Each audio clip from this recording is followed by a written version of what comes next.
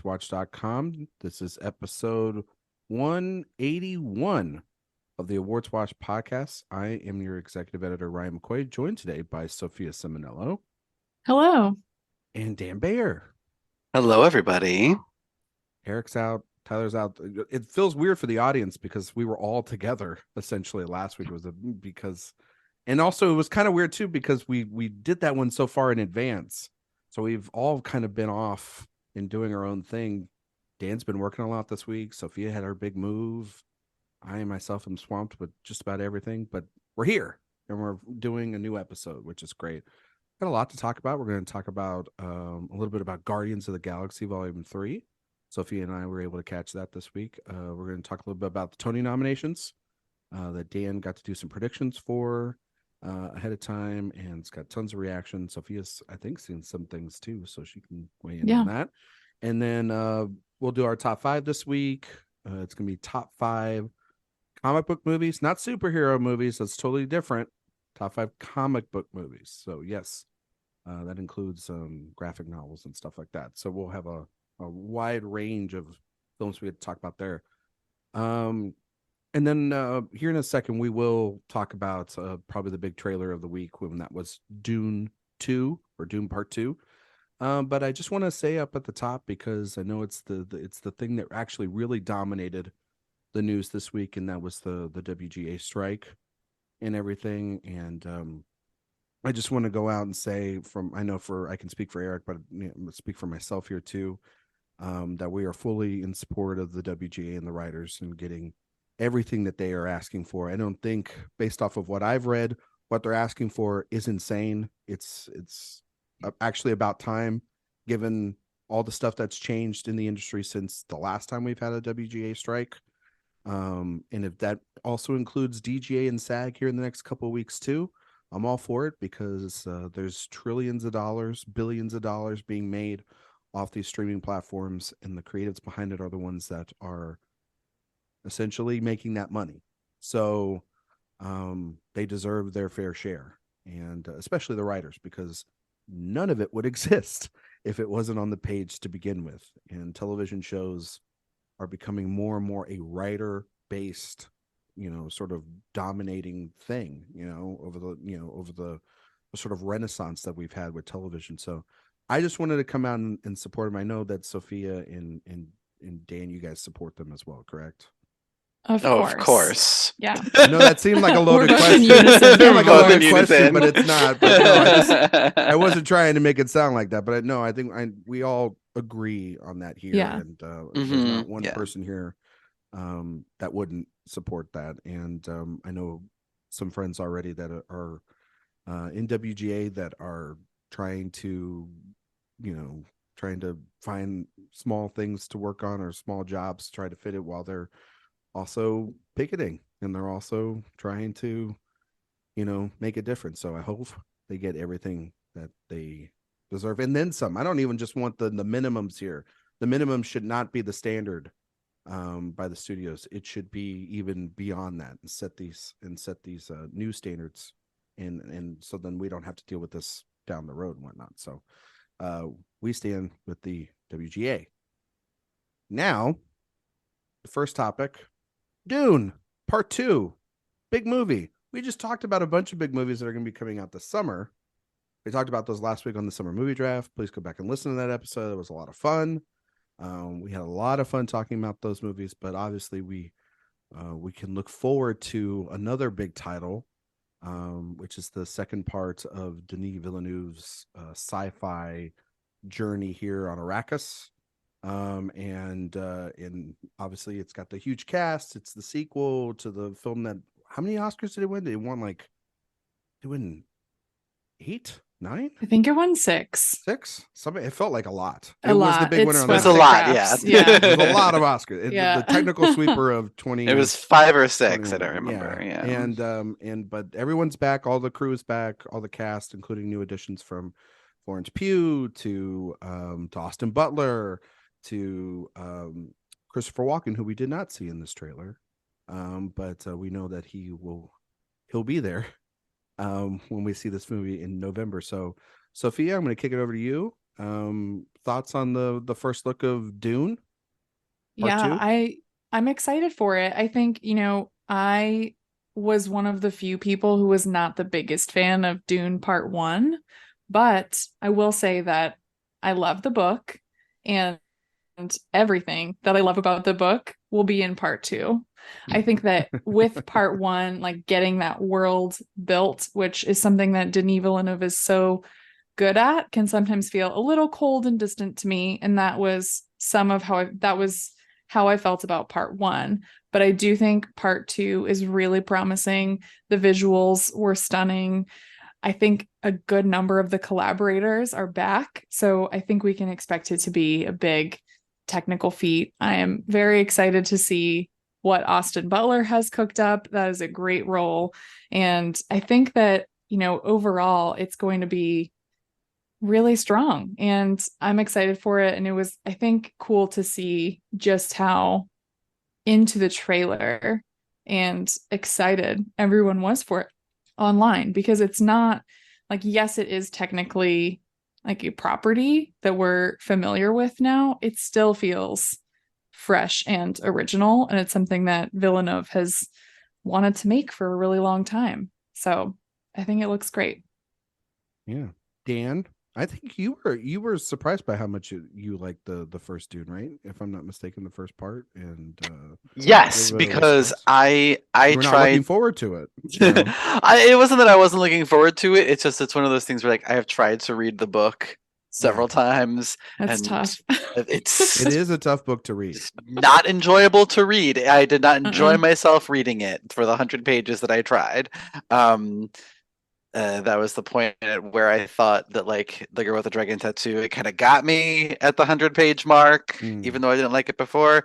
This one, I couldn't do it.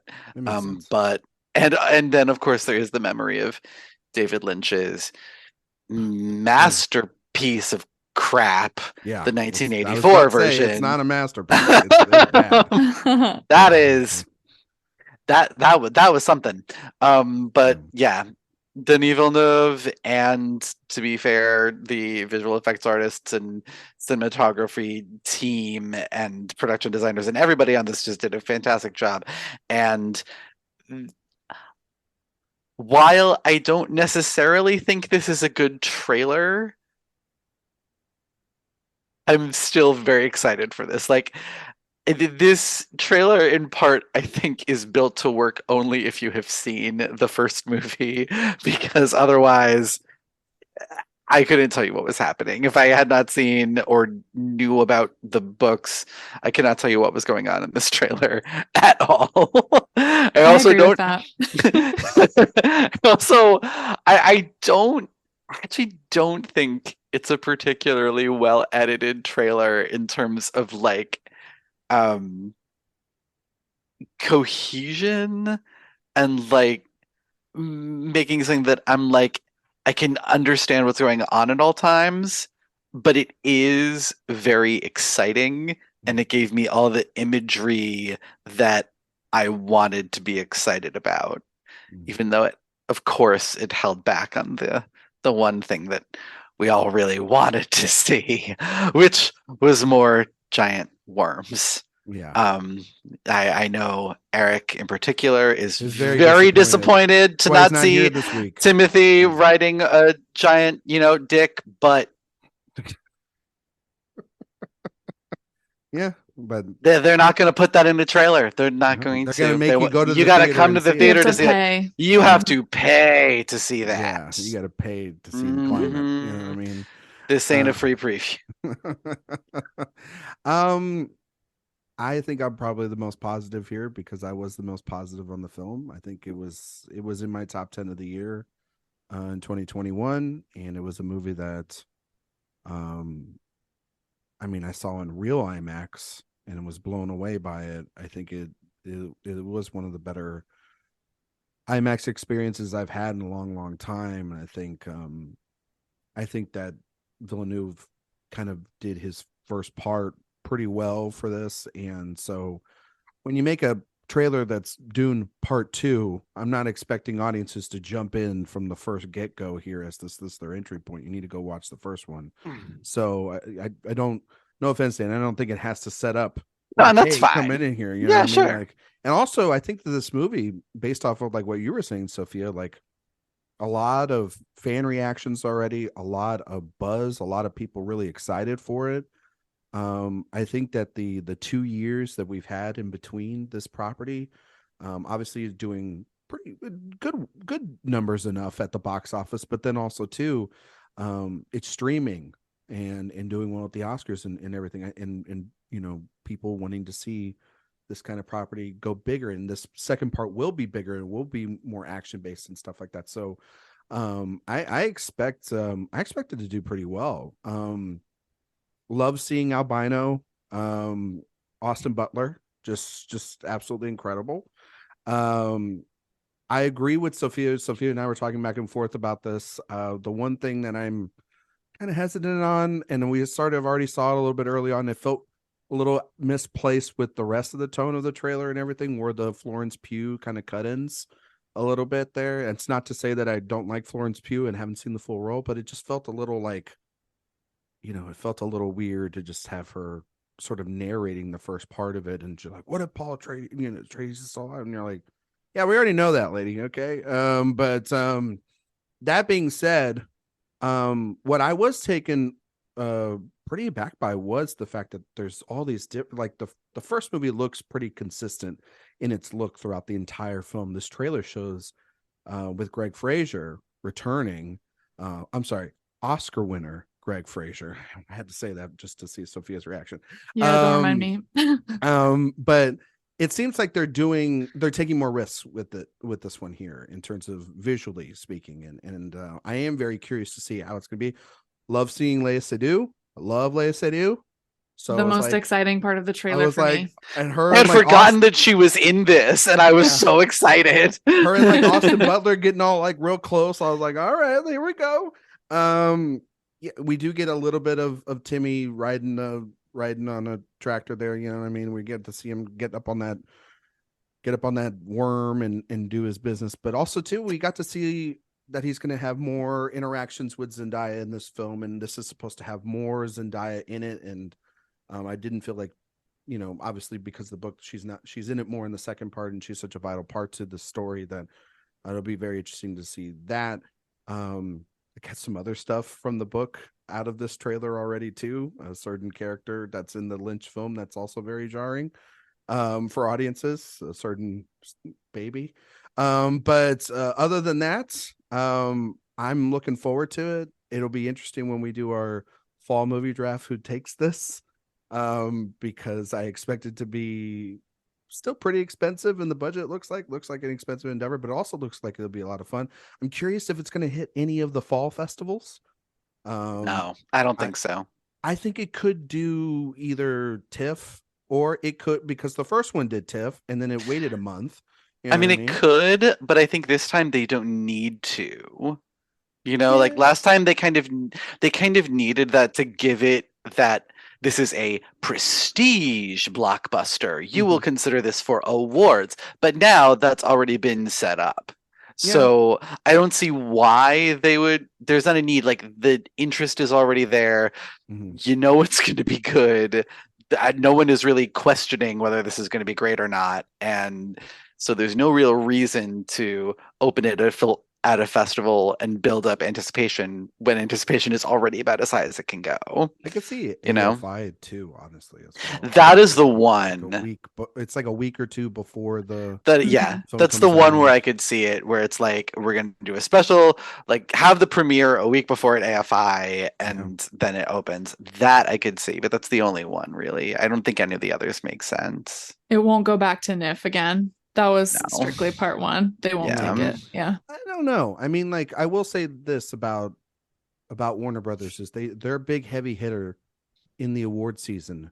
They do like to push that at a fall festival, or at least a festival. You look at Elvis, they pushed that at Cannes to start last year. Look at King Richard. I always forget that was a Cannes movie. You look at King Richard, they pushed that early in the season as well too. I'm trying to think of the other ones Again, that all came of these were like original movies that Oh, yeah. needed that push. Dune Part Two does not need that push. No, but I mean, it doesn't. I mean, obviously, too. Usually, some of these festivals, as you know, Dan, they have a big blockbuster that goes there, and I think that this could definitely be that. And it's still late October, early. No, this is an early November sort of spot Yeah. too. So, it also does help that movie that it didn't make gangbusters the first one. As much as we're looking at the Yeah. trailers online and everything, like it didn't make like $1 billion or anything, right? So like it wouldn't hurt to have a little bit of word of buzz, word of mouth buzz to kind of be around there, you know what I mean, and stuff like that. So I wouldn't be surprised if it just went to one, but it'd be like a one and done situation. It could go back to Venice for all we know and just go there, have all those glamour shots, because you need a runway. We need a big photo. It's not gonna go to moment. Venice We again. need It's a big not. moment. I know we do, but they don't. Like You it's don't know not gonna that. happen. It's You not don't gonna know. happen, Ryan. Not You gonna don't know happen. that. Okay. We're Not If gonna I had to happen. guess today, I would say TIFF or AFI makes the Yeah. most sense. Yeah. Just based on what they tend to select and the type of movie that I think is coming with this one. I feel like either of those makes the most sense, but I'd lean just AFI for now, I think. Yeah. Otherwise, not a bad trailer. I'm surprised I went to the theater this weekend. I didn't see it there yet. I'm sure I will soon.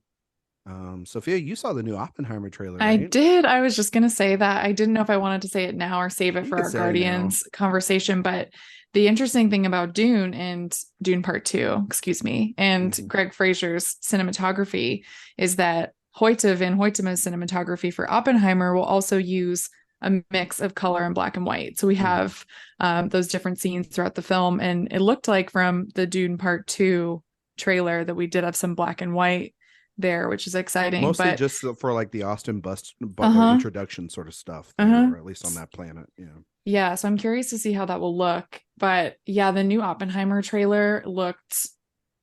I mean, I thought it looked fantastic. Like, I'm really excited for this movie. I read the Oppenheimer biography recently. I listened to the audiobook while I commuted, so I felt like I feel like I'm ready to dive into this summer movie, whatever it is. But the new trailer looked good. It did have like Emily Blunt in it. We got to see Florence Pugh, more of Matt Damon, and it wasn't just these kind of quick cuts of the bomb or of building the bomb. I think you really got the feel for who Oppenheimer is as a character, and I'm interested to see how Nolan and Murphy play with the gray area of the character, because that is where all of the interesting information about this person really lies. It is anything but black and white. So I'm very excited. The trailer looked great though. I was locked into that trailer maybe more than I was for Guardians, but that's another story. You locked into something not a Marvel movie at a Marvel oh my God. movie? Shocked. When the trailer started, I forgot for a second that the new trailer was coming. And then I got that syncope logo and I was like, here we go. Everyone be quiet. It's like a drug.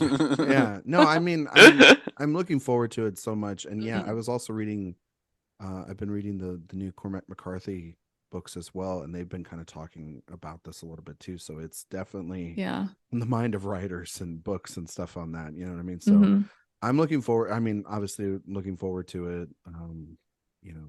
Box office or not, I think it's going to be a big player, and it's Universal's big push this year. It's one of their big pushes this year. So, and also too, there was the Cillian Murphy pre-interview I think he did with the Associated Press this week.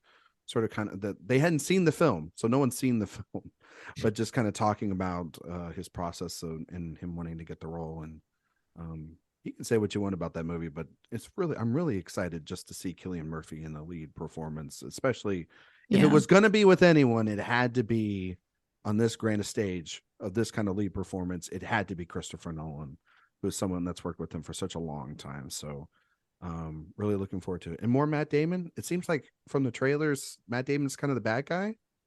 It seems like There's a kind of the lot. a-hole, which A lot of tracks. Matt Damon, Yeah. and he's I think sort of the foil to Is he like Oppenheimer. A lot of like conflict. the government kind of guy? Like, you can't be doing this. We're gonna shut you down. Yeah, that makes sense. Yeah, That makes sense. So, all right. Well, Oppenheimer, that's out in July, right? So let's say July 21st.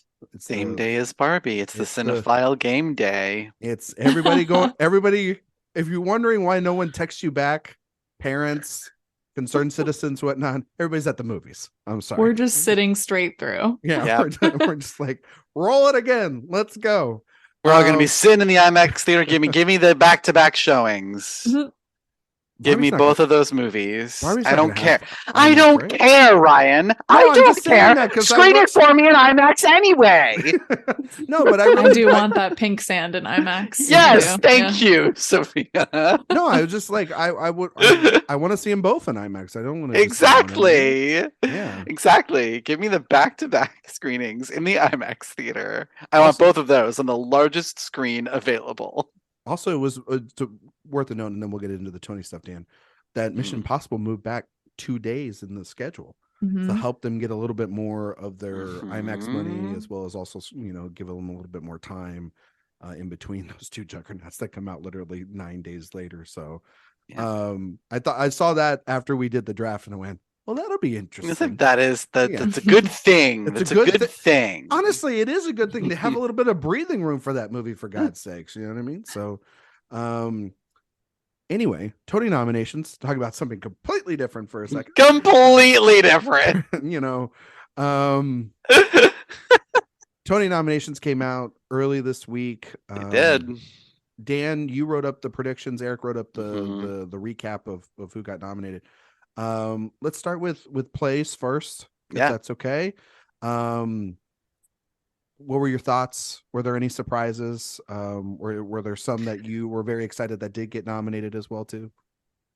Yeah, there were quite a few surprises. The Tonys are sort of notoriously difficult to predict because it's not like nearly every other awards body. There is a nominating committee of between 40 to 50 people each year that will determine who gets nominated. And, because of that, strange things can happen all the time, and rules that you think are there, like generally speaking, shows that are long closed by the time of the nominating period have a much more difficult time getting nominations. But this year, that was sort of thrown out the window because they decided that they didn't like the late opening plays, or they had strong, good memories of the plays that closed early in the season or whatever. It was incredible to me that the best play category, we had 3 Pulitzer Prize winners, 2 of which were like early season productions that closed. That would be Cost of Living and Leopoldstadt won the Pulitzer. No, Between Riverside and Crazy. Those 2 closed early. And then Fat Ham, which is currently on. I was not confident that they would remember both Between Riverside and Crazy and Cost of Living by this point, but they did. Between Riverside and Crazy not just got nominated for Best Play, but also got a nomination for Stephen McKinley Henderson for Best Lead Actor. And Cost of Living got almost 3 of its 4 actors in it nominated, which they took up 2 spots in Best Featured Actress in a Play, which is there were a lot of double dipping for plays this year. They had that category. Both Yahya Abdul-Mateen and Corey Hawkins got nominated for Top Dog Underdog, which made me really freaking happy because they're incredible in that. They were. That is an incredible play, and I'm so glad it was revived, and I'm so glad that I got to see the 2 of them in that. Absolutely fantastic. So thrilled that they both got nominated. It's it is this what I was expecting, that the big heavy hitters seem to be Leopoldstadt and Fat Ham on the play side. Those are Leopoldstadt closed like just before the nominating committee. It is the supposedly final play of one of our greatest living playwrights. It won the Olivier Award.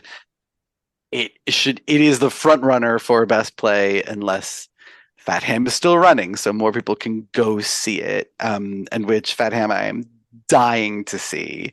Won the Pulitzer last year and was like the talk of the town when it was playing at the Public. Now it's on Broadway, and I'm so excited to see if I'm so excited to see them embrace something so fantastically queer and Black in these categories. And it even got a nomination for featured actress in a play too. The weird thing I think for people outside of the theater community is the fact that both Oscar Isaac and Rachel Brosnahan did not get nominations for The Sign in Sidney Brustein's Window. However, their co-star did get nominated in Best Featured Actress, which that is a thing that often happens at the Tonys, where the big stars don't get nominated, but the more theater-friendly supporting players do. But in this case, I really was surprised by that as well.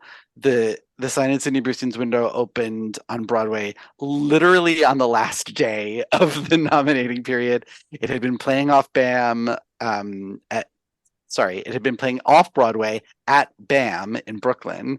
And it had gotten, the play itself had not gotten great reviews, but Oscar and Rachel both had. And that was the same on Broadway. So, and yet somehow the play did get into Best Revival of a Play, but the two of them were left out of the lead actor and actress categories, which is, a choice. Yeah, I was surprised that they didn't get in there. I was surprised because I've heard so much buzz about it, and also August Wilson's plays do so well with the Tony Awards body that John David Washington did not receive a nomination for his performance, but obviously Samuel L. Jackson did. Well, that was a very interesting one too, because most of the standout notices in the reviews for that went to John David Washington or Ray Fisher. With Danielle Brooks also getting some mention. Samuel L. Jackson got some good reviews, but was not like the focus of any of them. So it's very interesting. And the Penal Lesson only got in for Revival and for Samuel L. Jackson. And you would have thought that if they really liked that play, it would have gotten in elsewhere. And Jackson was far from the play's best shot at enacting. Remember, the last time that he was on Broadway for The Mountaintop, in which he played Martin Luther King Jr., he did not get a nomination. So it's interesting. It is really interesting, and also too, I mean, the fact that the film, the play is already with this cast has already been greenlit for a film. I believe that they're shooting it soon. So it is mostly the same cast. Mostly the same cast. I know Danielle Brooks will not. Yeah, Danielle Brooks will not be Kathleen Owens, but we're getting another great Danielle Deadweiler in that role. So you win some, lose some. Win some, lose some. But we at least Washington and Jackson, I know are for the film. So okay, that's the play side of things. That's the plays. But really also, quick on the plays. My one related comment. I'm a Laura Linney stan. And I was shocked that she didn't get in, and Jessica Hecht did for Summer 1976. I can't. With all the ties that had to have happened, because we have a lot of categories that are 6 nominees. There's one at 7 nominees. Best lighting design in a play has 7 nominees this year for no good reason. And so all those ties that that had to have happened to get these extended categories, and somehow in Best Leading Actress in a Play, where you have basically the same thing as like Top Dog Underdog with Corey Hawkins and Yahya Abdul Mateen, or on the musical side, which we'll talk about, Christian Borle and Jay Harrison G for Some Like It Hot. Like it's the two people, and they are the two leads, and well, in this case, they're the only two people in the play. Right. And how there wasn't a tie between the two of them, I don't understand. Yeah, it's really perplexing.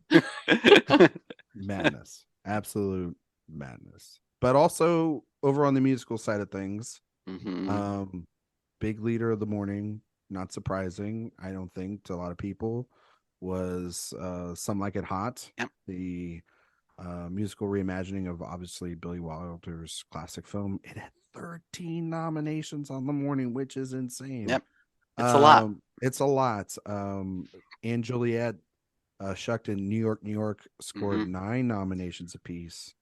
So I'm curious what you thought about the musicals overall. And have you seen Some Like It Hot yet, Dan? Have you seen that one? I have seen Some Like It Hot. Yeah. Not just the movie, but also obviously the yes. production. Yes, that's the one I saw. I saw that. I did not get to see K-pop on Broadway, but I saw it when it was off Broadway, and it was incredible. I was thrilled that show got a nomination for Best Original Score. Although, again, another case where, like, generally speaking, especially musicals that close early in the season don't do well in nominations. Yet, in this year, K-pop and Almost Famous, which I also saw and did not think very much of, got nominated for Best Original Score. And in recent years, they have shown that they are open to plays in this category when it's appropriate. And yet you had several plays this season with notable music that they could have nominated here, but they didn't, in favor of 2 shows, both of which that had closed, neither of which in their Broadway incarnations had gotten particularly great reviews.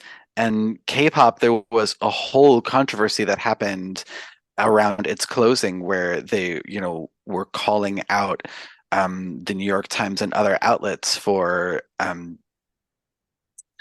not being appropriate with their critiques based on the fact that this was Asian performers, and that it was very culturally specific, a lot of the show. So I was really happy for the show that it was able to overcome any sort of negative stigma that it may have had from all the stuff that happened. And it got, I think, 2 or 3 nominations, which is maybe more, because it got score, it got choreography, I think it got lighting design or costume design. It got one of the techs. So happy for K-pop.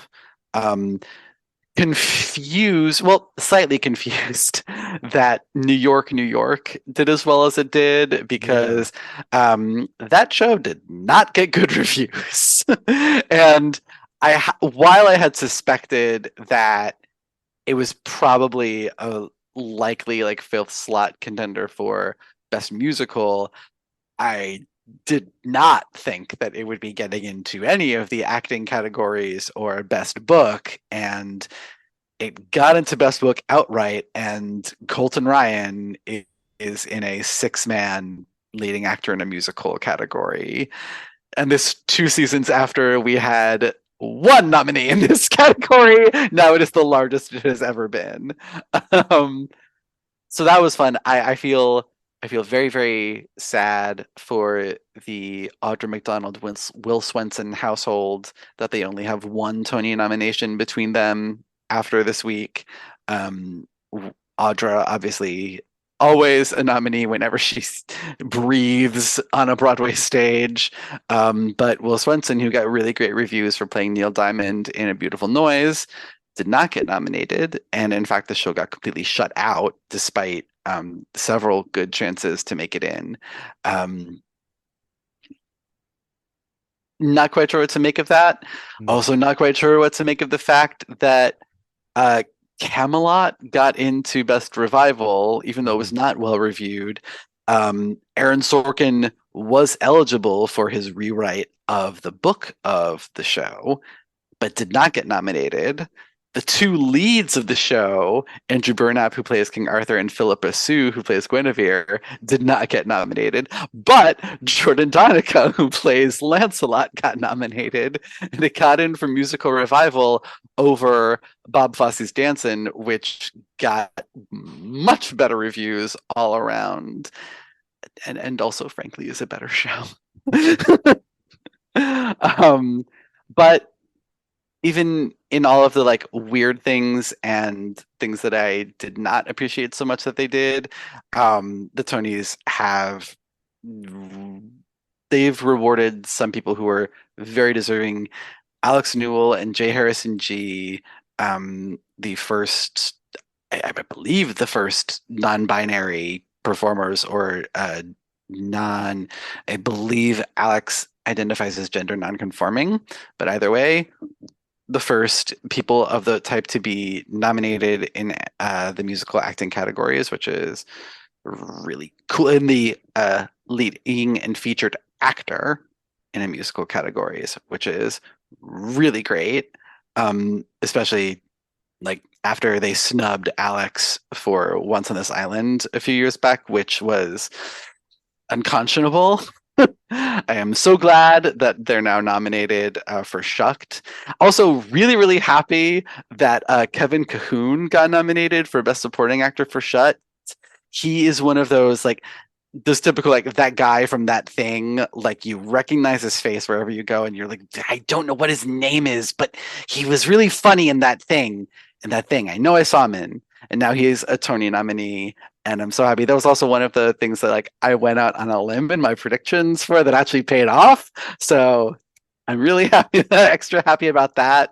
And I am especially thrilled for personal, completely petty reasons that Andrew Lloyd Webber's most recent musical, Bad Cinderella, got completely shut out. Not a good year for Andrew Lloyd Webber. He's lost Les Mis. Bad show, it seems like, as well. Yeah, tough break for the guy. I'm sure his his millions of dollars will help him sleep better at night. You know what I mean? He will be absolutely fine. The only thing that is wounded is his ego, which is frankly too big anyway. So can't fit it in a room. No, literally, you can't even fit it into the whole theater. Yeah. Exactly. And it was not Les Mis, it was Phantom of the Opera. The Phantom. I was gonna say, like, yeah. Phantom finally closed. It is the longest running show in Broadway history. It ran for 35 years. Shut down New York for a day just to like give him a key to the city and everything. I was like, oh god, that's gonna go right to bed. Sophia, have you seen any of these musicals yet? And what do you think of some of them? I have. I mean, I saw Sweeney Todd, of course, because I'm seeing it later. Nicole is actually coming to the city this summer, and we're going to see Sweeney Todd. It's going to be great. Great. So Annalee Ashford, very happy. My queen. Yeah. Otherwise, though, I've seen more plays. I'm seeing Parade in 2 weeks, so I'll know more about that one then. Parade is fantastic. Yeah, I'm excited, but I'm sad about Dancin', Bob Fosse's Dancin' as well. So sad. Because I liked that. So sad. That was it's not a traditional type of musical, which is why I was like worried about it getting into revival, but it is so well done. The costumes are incredible. The lighting design is out of this world. They definitely revamped the orchestrations from the original to make it sound more modern in some places, it sounds great. And that is, still is, the hardest working ensemble on Broadway, period. They are all fantastic. As anyone who read my predictions article knows, I was really, really pushing for Colton Krause to get a featured actor nomination for doing Anne Riking's solos. He's so fucking fabulous and just like incredible. The legs go on forever. Very sad for that show, and this is you know what, one of the things that sets the Tonys apart from every other awards show is their impact on the shows that they nominate. It is seen immediately.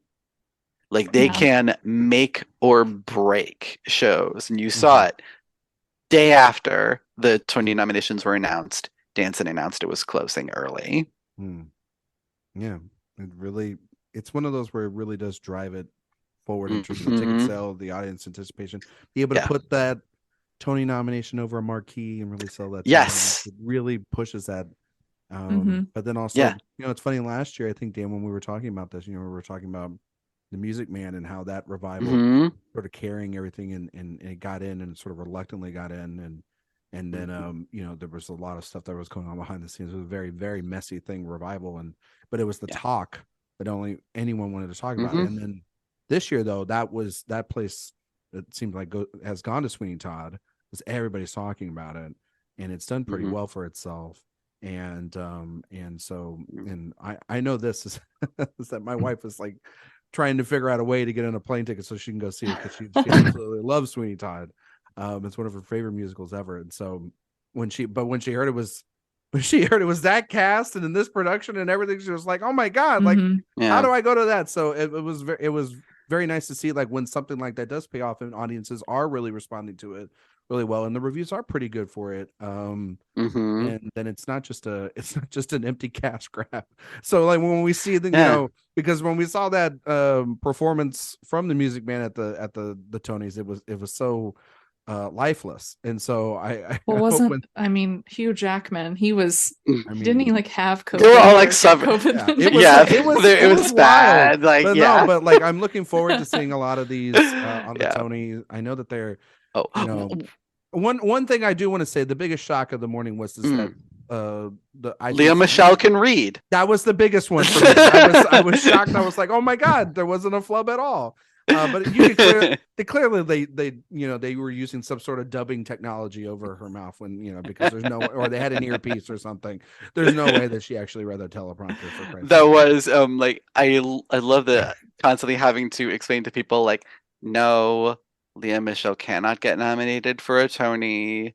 Funny Girl was last season. I know, but replacements cannot get nominated for a Tony. I'm so sorry.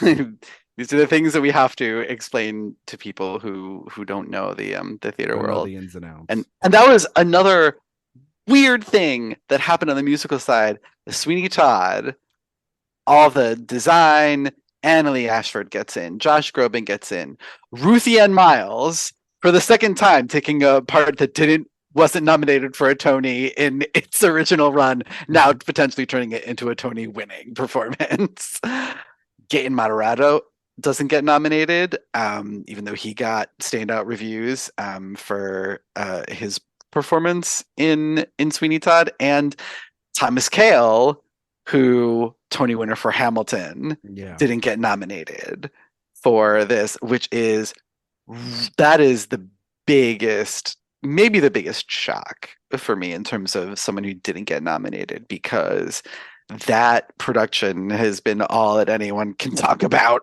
since it was announced.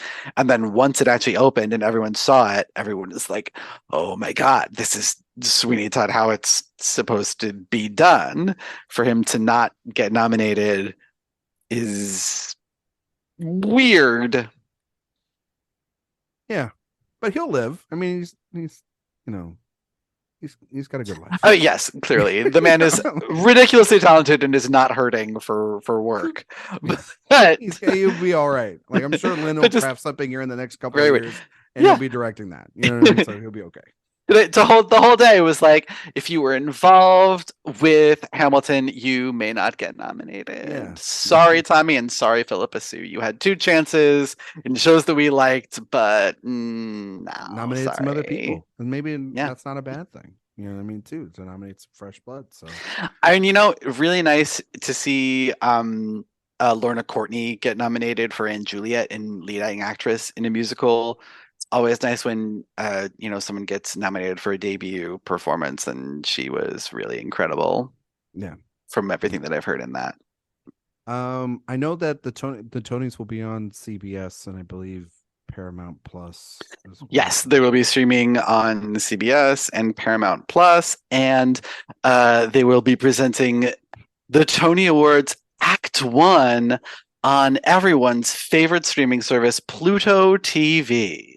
That's Pluto TV. Yeah. Download it to your Download it. streaming device now. I can't. And also, right now, start your tweets. Start writing them up about how much you hate Pluto TV because they are already in the draft section. of the Twitter page. There you go. Like when I would download BritBox for the BAFTAs. Yes. You know, it's like, why you already have a streaming service? Why do I need another? It's so stupid. So I stupid. don't I saw that understand. news. I thought it was the dumbest thing. That would be like at the Oscars, like for the first half of the Oscars went on like Freebie or something like that. You know what I mean? Like it. I doesn't really make any thought that they sense. were announcing that the Tony Awards, like the whole thing, was going to be on Pluto TV. Because I was like, no, you just put the Act One on Paramount Plus. Why? I don't understand. I don't know. They're baffling decisions. I can't. Whatever. I cannot explain it. Anyway, we'll have some more Tony coverage coming up soon. We'll also have Dan will probably do a predictions episode, hopefully, maybe for us down the road. And I know Sophia will see some more stuff, and Nicole will see some stuff. So, well, maybe we'll be able to get everybody together, and they can run a little show for us here on the AW Podcast Network. All right. I'm going to transition away from the Tony nominations, and we're going to talk about Sophia's favorite movie of the year, Guardians of the Galaxy. No, I'm just kidding. We're going to talk about Guardians of the Galaxy Volume 3, the latest film in Marvel Cinematic Universe. First pick for our team, Sophia, in the summer movie draft. Sure Not looking was. good. So, Good job, guys. Good job. Good You know job. Little what? Mermaid, on the other hand. yeah. I've seen that. I've seen those posters. Oh boy. Yeah, I think that it is pretty telling though, the box office, and I think that that's maybe a different conversation for another time. Because obviously we haven't even seen what it's done overall. It made 114 domestically, which is the lowest for a summer Marvel release in a long time. But it also made 268 worldwide, 270 worldwide. It's probably going to cross 400 by next weekend. So, I mean, it's, it could potentially cross 5 by the next weekend. You never know. Nothing's really coming out in its place, to take full competition away from it.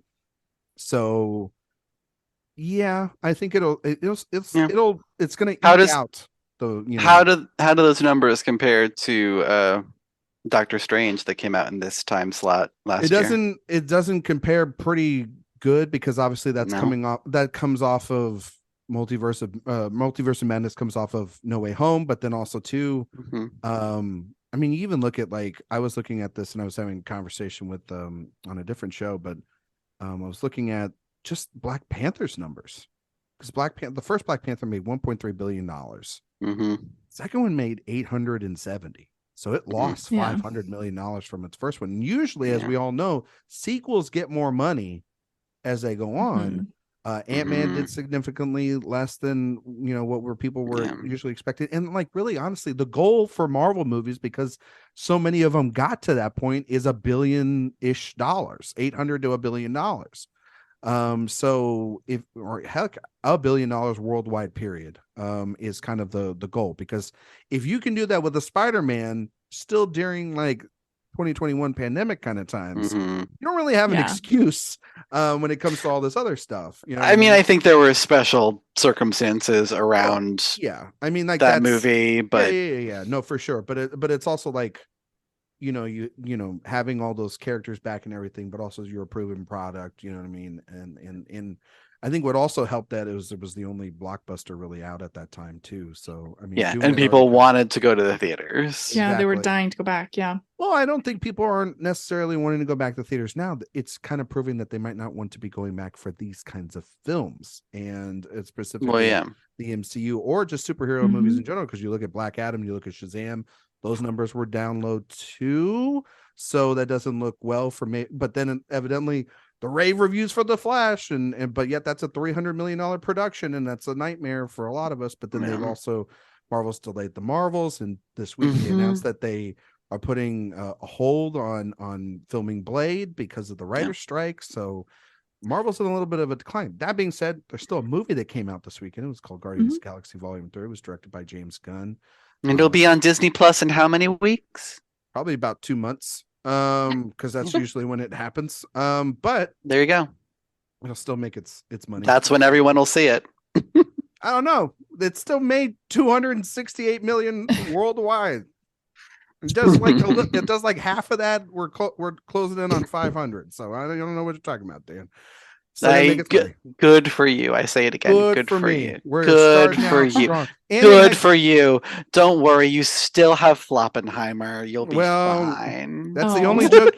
You had 2 weeks to think of a new joke, and that's the only one you still have. Huh? All right. Because there's no doing better than that. We've tried. Well, it was Eric's joke too. I can't wait for Oppentime. Oppentime. No, honestly, I'm curious, Sophia, what you thought of just the film, because I think it is a very interesting film to kind of talk about. So, just kind of your thoughts, and then because we got some other stuff we got to do, but just your thoughts on Guardians 3. Yeah, so you teed me up so well, just like laying the groundwork for listeners that I don't love Marvel movies, but I enjoyed this. I thought it was really fun. Rocket Raccoon is my favorite Marvel character, not just because he's voiced by Bradley Cooper. Well, that is a big part of it, but I feel like in general, the Guardians trilogy, these movies have been some of the most fun entries into the MCU. And honestly, I have really, really disliked almost every Marvel movie that's come out since Endgame.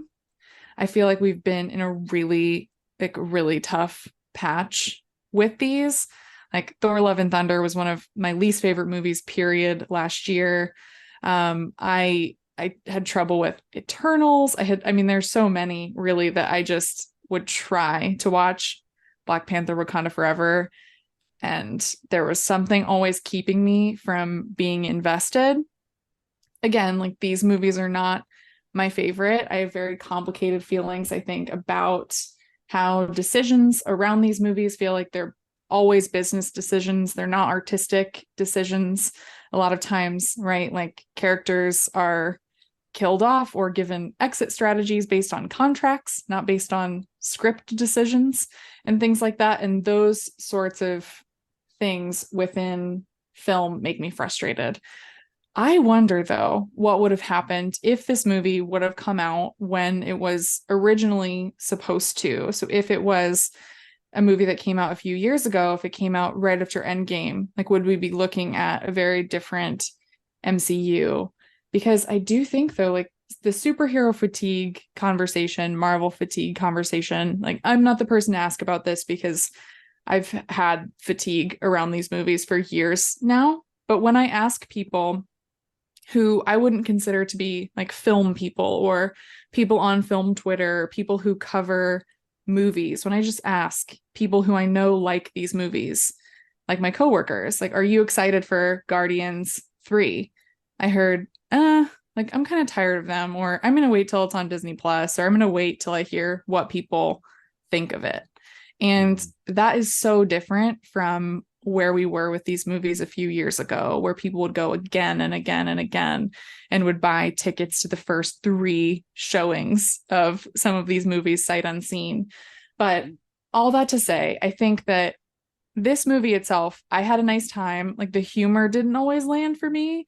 That's kind of typical of these movies, but I really liked having the backstory for Rocket and anything involving that character. I really, really liked. And it just felt like, I don't know, like the James Gunn vision and the way that the movie felt to me felt different than a lot of the other Marvel movies I've seen recently, and reminded me much more of some of the comic book movies I watched when I was younger or that I grew up with. So I was overall positive on it. Yeah, I think it's one of the better films post Endgame.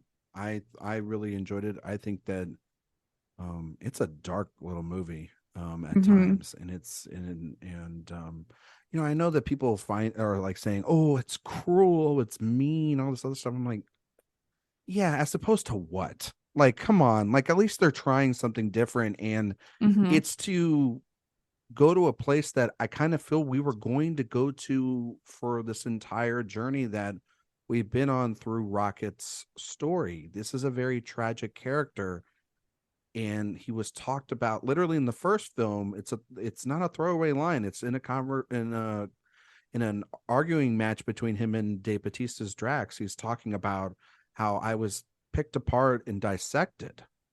Like, they're gonna show that. You know what I mean? Hmm. Because you want to know why? It's because the fans paid money to see these movies for so many years. That's kind of how it goes. Like, you want to see how this tragic backstory got to this point. This is how you do it.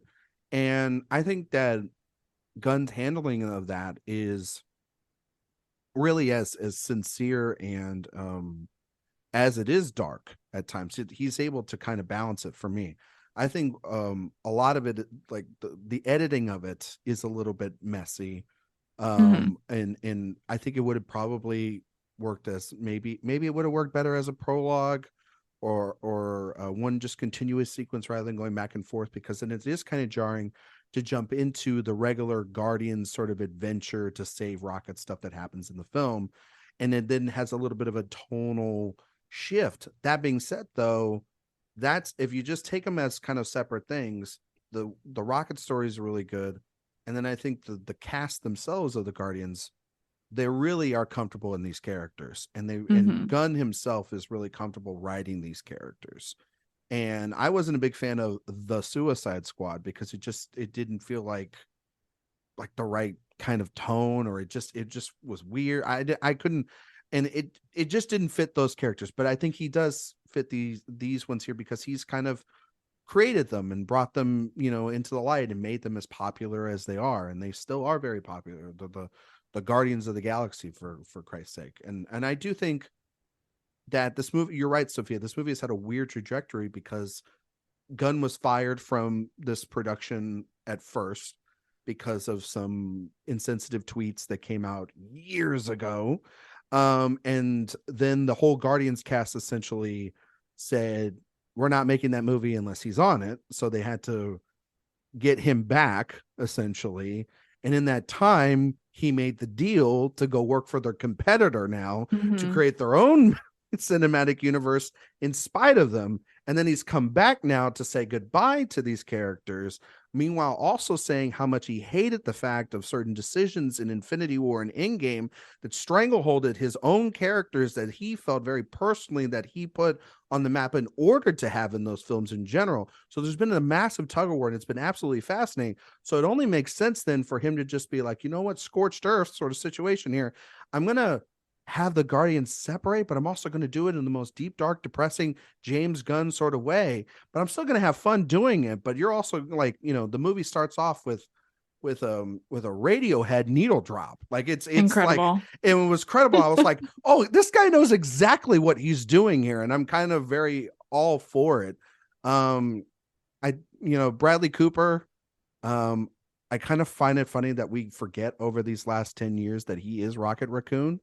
Like Yeah. it's one of those things that we're like, oh, we're so invested in him as a director, him as an actor, him as a sex symbol, him as a trying to get that elusive Oscar, whatever you want it to be on a given day. And then you're like, oh yeah, that's right. He's also like low key giving a voice to one of the most popular characters in the MCU. And this movie, I think, solidifies him as, for me at least, a top 5 character in the MCU. There's a lot of emotionality in here.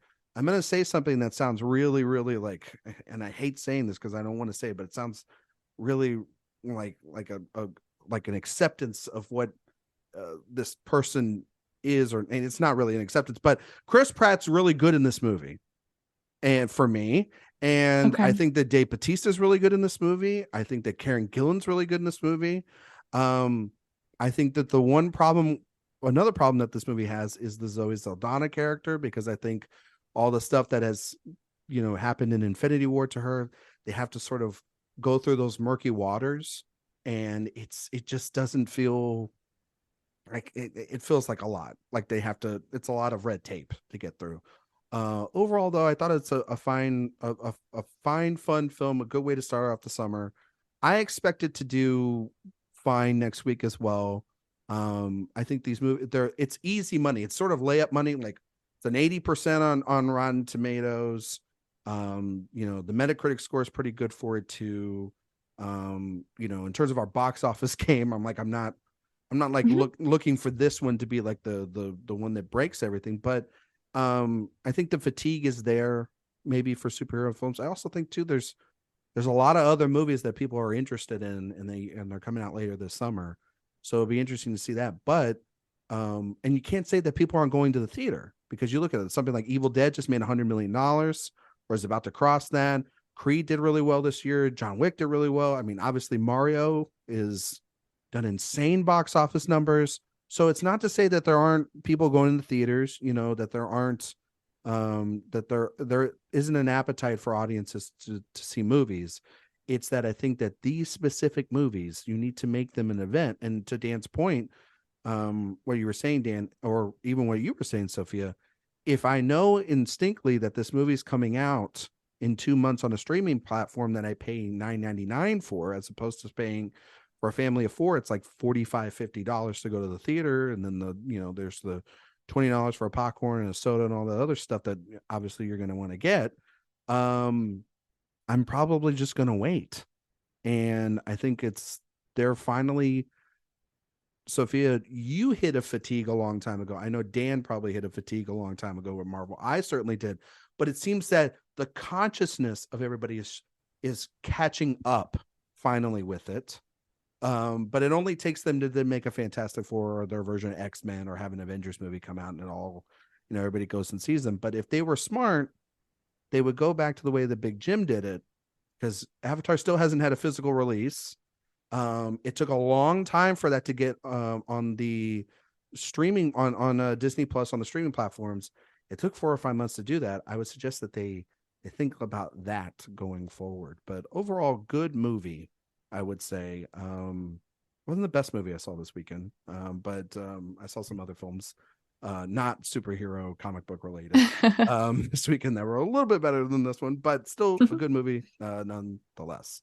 And you're right, Ryan. I've been a little tired of the Marvel movies for a while. I basically agree with what Sophia said earlier, that like I've really gotten the fatigue since Endgame. Yeah. Before then, it was just kind of like, okay, I like these movies. There are just so many of them. Can we please like maybe slow down?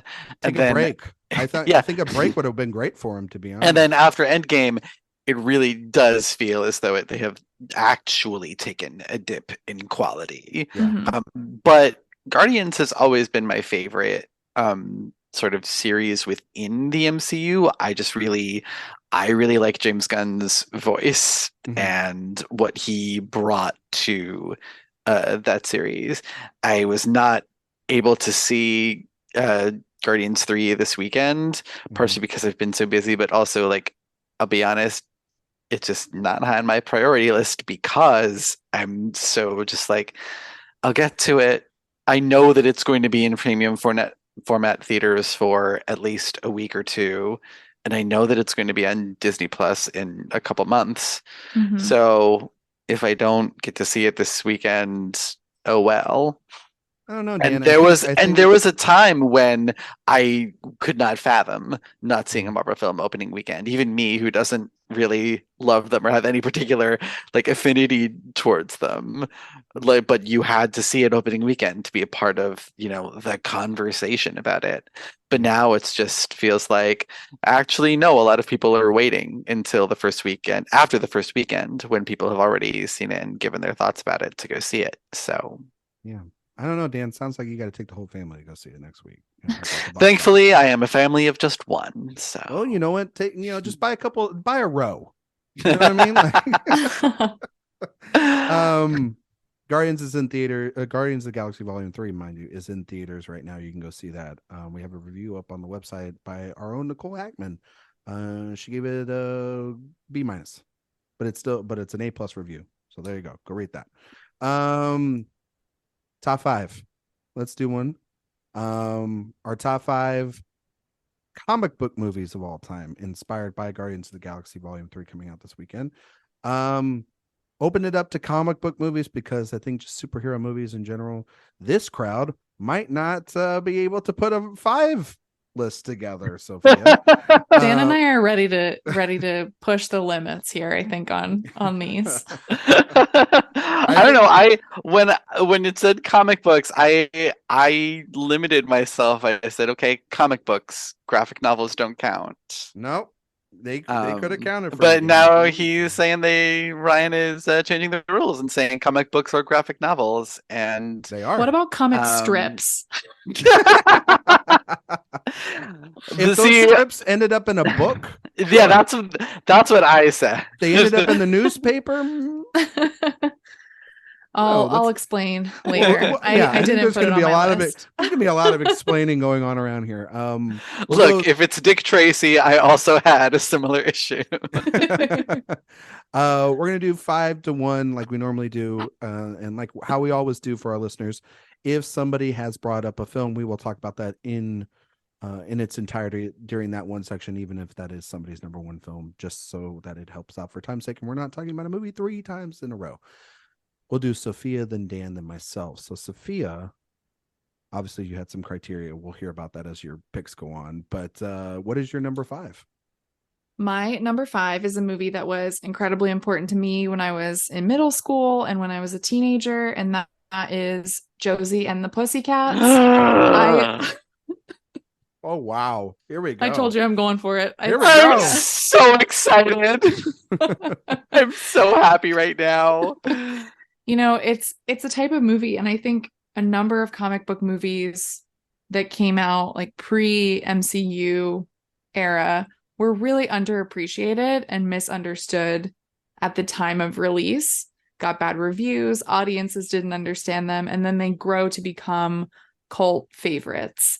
And this is what happened with this movie. I think it actually is an incredible social commentary, and it's very inventive with its product placement and how many products are incorporated and what the film itself is saying about big companies and their place in the world, and how perfect is a conversation on how disgusting and overwhelming capitalism can be when talking about comic book movies. It's also just, I mean, the whole cast is just phenomenal when you look top to bottom. Parker Posey. Like anytime Parker Posey's in a movie, we have to say something, right? Like Tara Reid, Rachel Lee Cook. I had to put it on the list. Rosario. It was just way too important. Yeah, Rosario Dawson, of course. Yeah, it was just way too important to me at the time, and really still is when I think about my favorite comic book movies. And also, still, I will listen to the Josie and the Pussycats original songs and jam out to them to this day. Mm-hmm. That is some perfect pop songwriting right there. Yes, exactly. Sadly, not on my list. I wouldn't have. Ryan McQuade hates women. Everyone, you heard it first here. I've never seen the film, but I've always been wanting to. It's on my list of shame because I know it's one of those like archival things from our generation. Mm-hmm. I just never got the chance to watch it. So, but also too with like Parker Posey being in Beau is Afraid and having sort of like a moment. She's having her moment now. I saw the lovely Mia Vicendo over for the Letterbox team interview her, and they were talking about Josie and the Pussycats a little bit, and I was just like, I really need to watch that movie because it's really so many people love it. So I'll give it a shot here soon. It's special.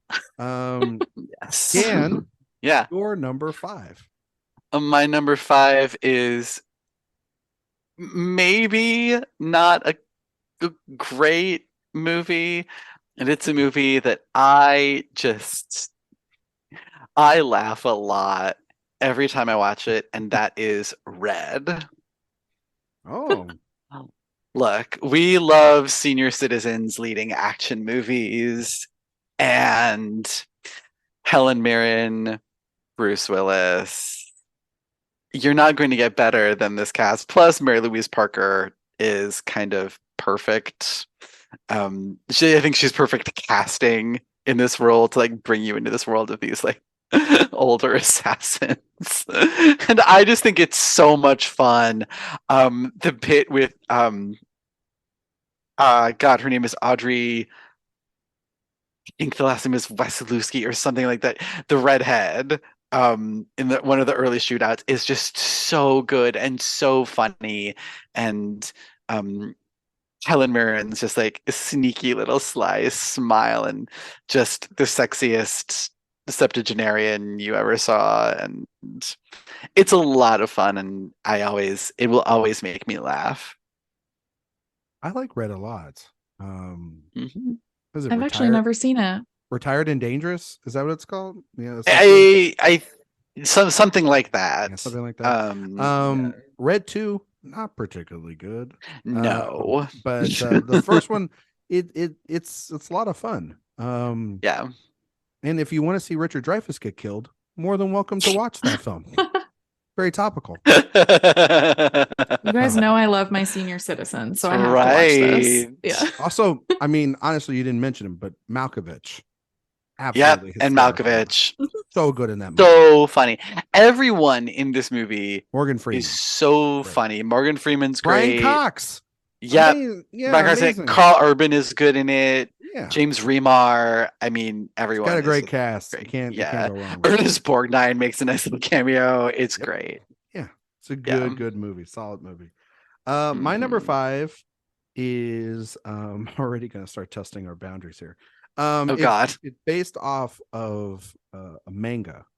And it's one of, I think, the best action movies of the last 15, 20 years. And that is Edge of Tomorrow with Tom Cruise and Emily Blunt. Nice. Yep.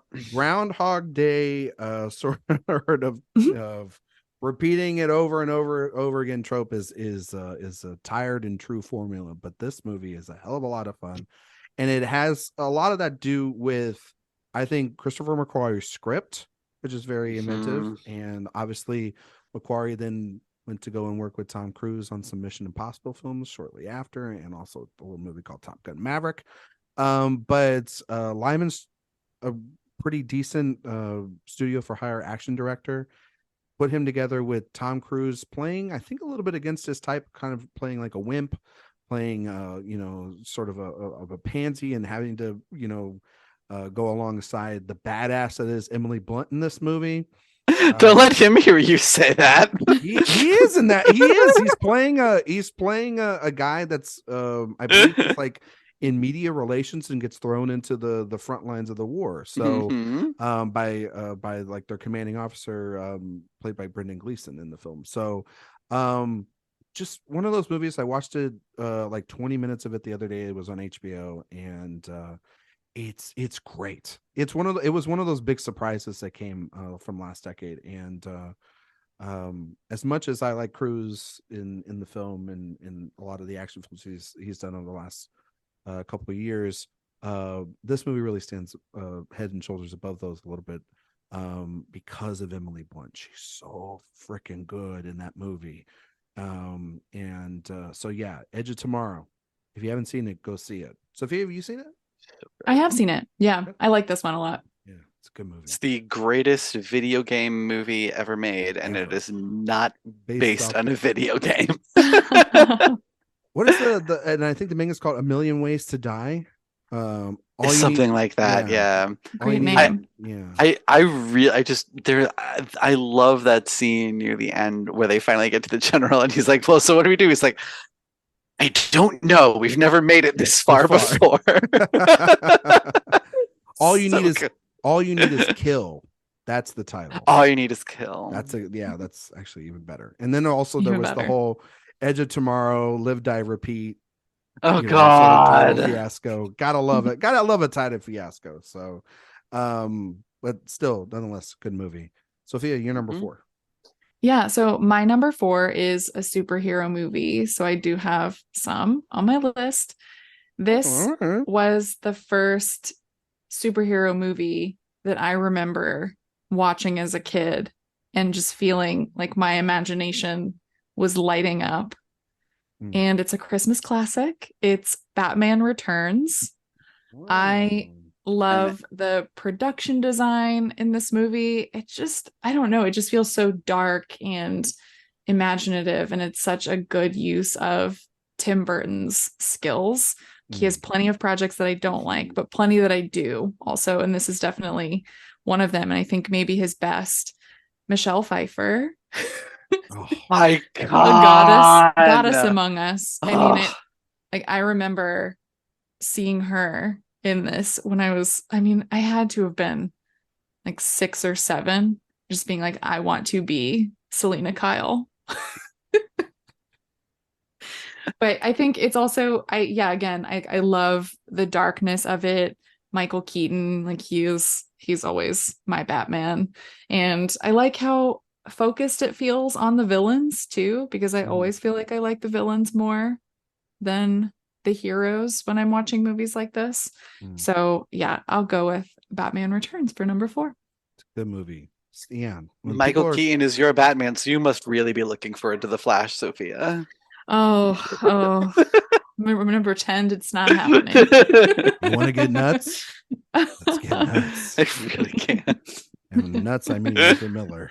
God. No, I think those Burton Batman movies are they're both great, but Returns has a little bit just of like this that mean black gooey vile sort of like it's so energy. twisted. It's like it's like Yeah. what happens when you give a studio what you want and then like, oh, okay, I'm gonna make a sequel, but I'm gonna make the movie I want to make. And it's like Pfeiffer's great, Walken great, DeVito is incredible as the Penguin too. I don't think so people scared give of him him. So fun. so terrifying in that role. And yes, like Terrifying. Keaton gets kind of like, like afterthought it a little bit, but he's also he is great as Batman. He's always been a great Batman. He's the for a lot of us, he's the original thing.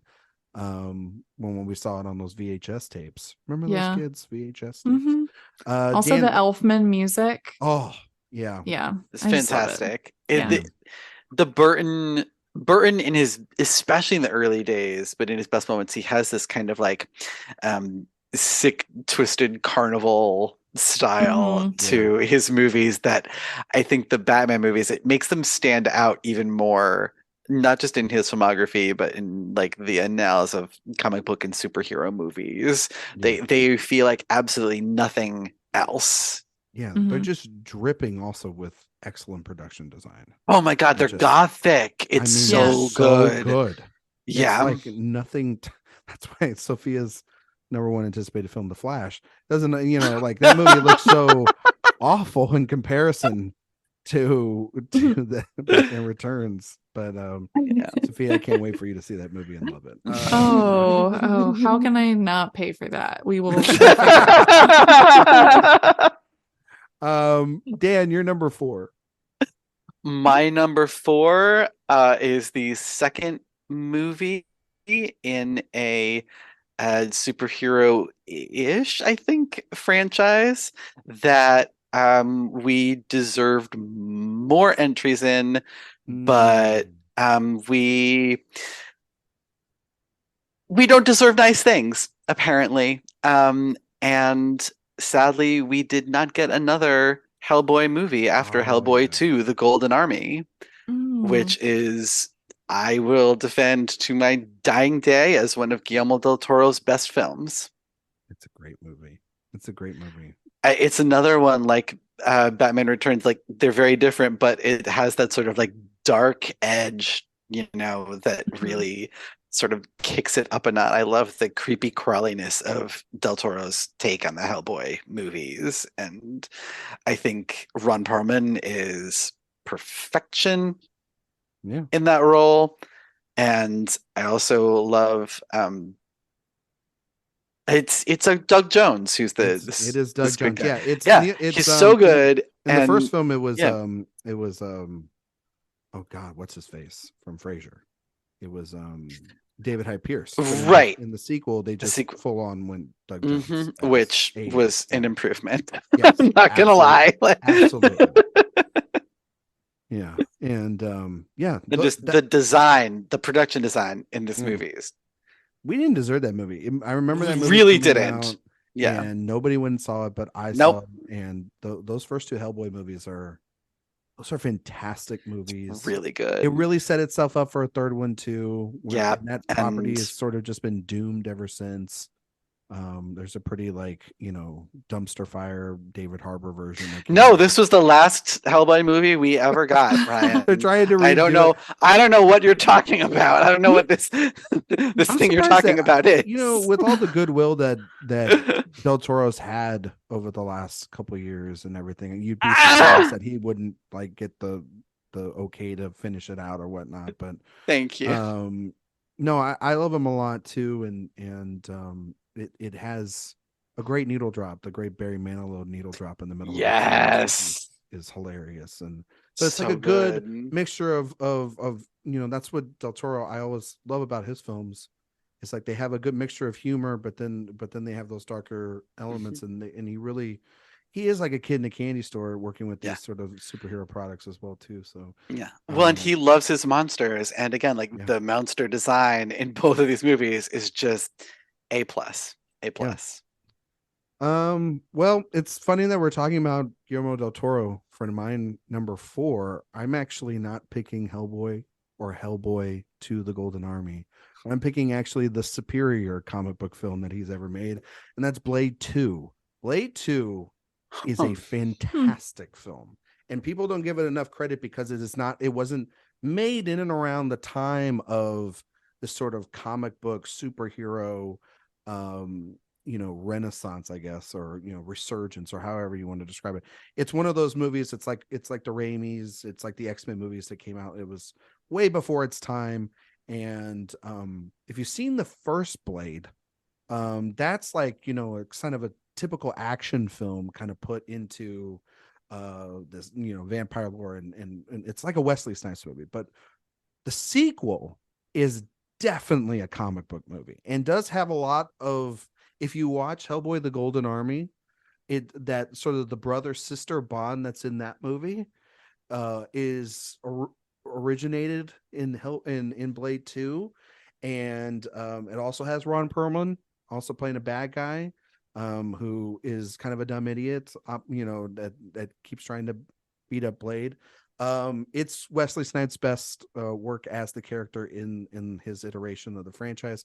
It's bloody, it's action packed, it's dark, it's got really campy elements of humor, but then it's also got Del Toro's creature designs that go along with it, and the way he is able to have his imagination into this very, very dark sort of franchise.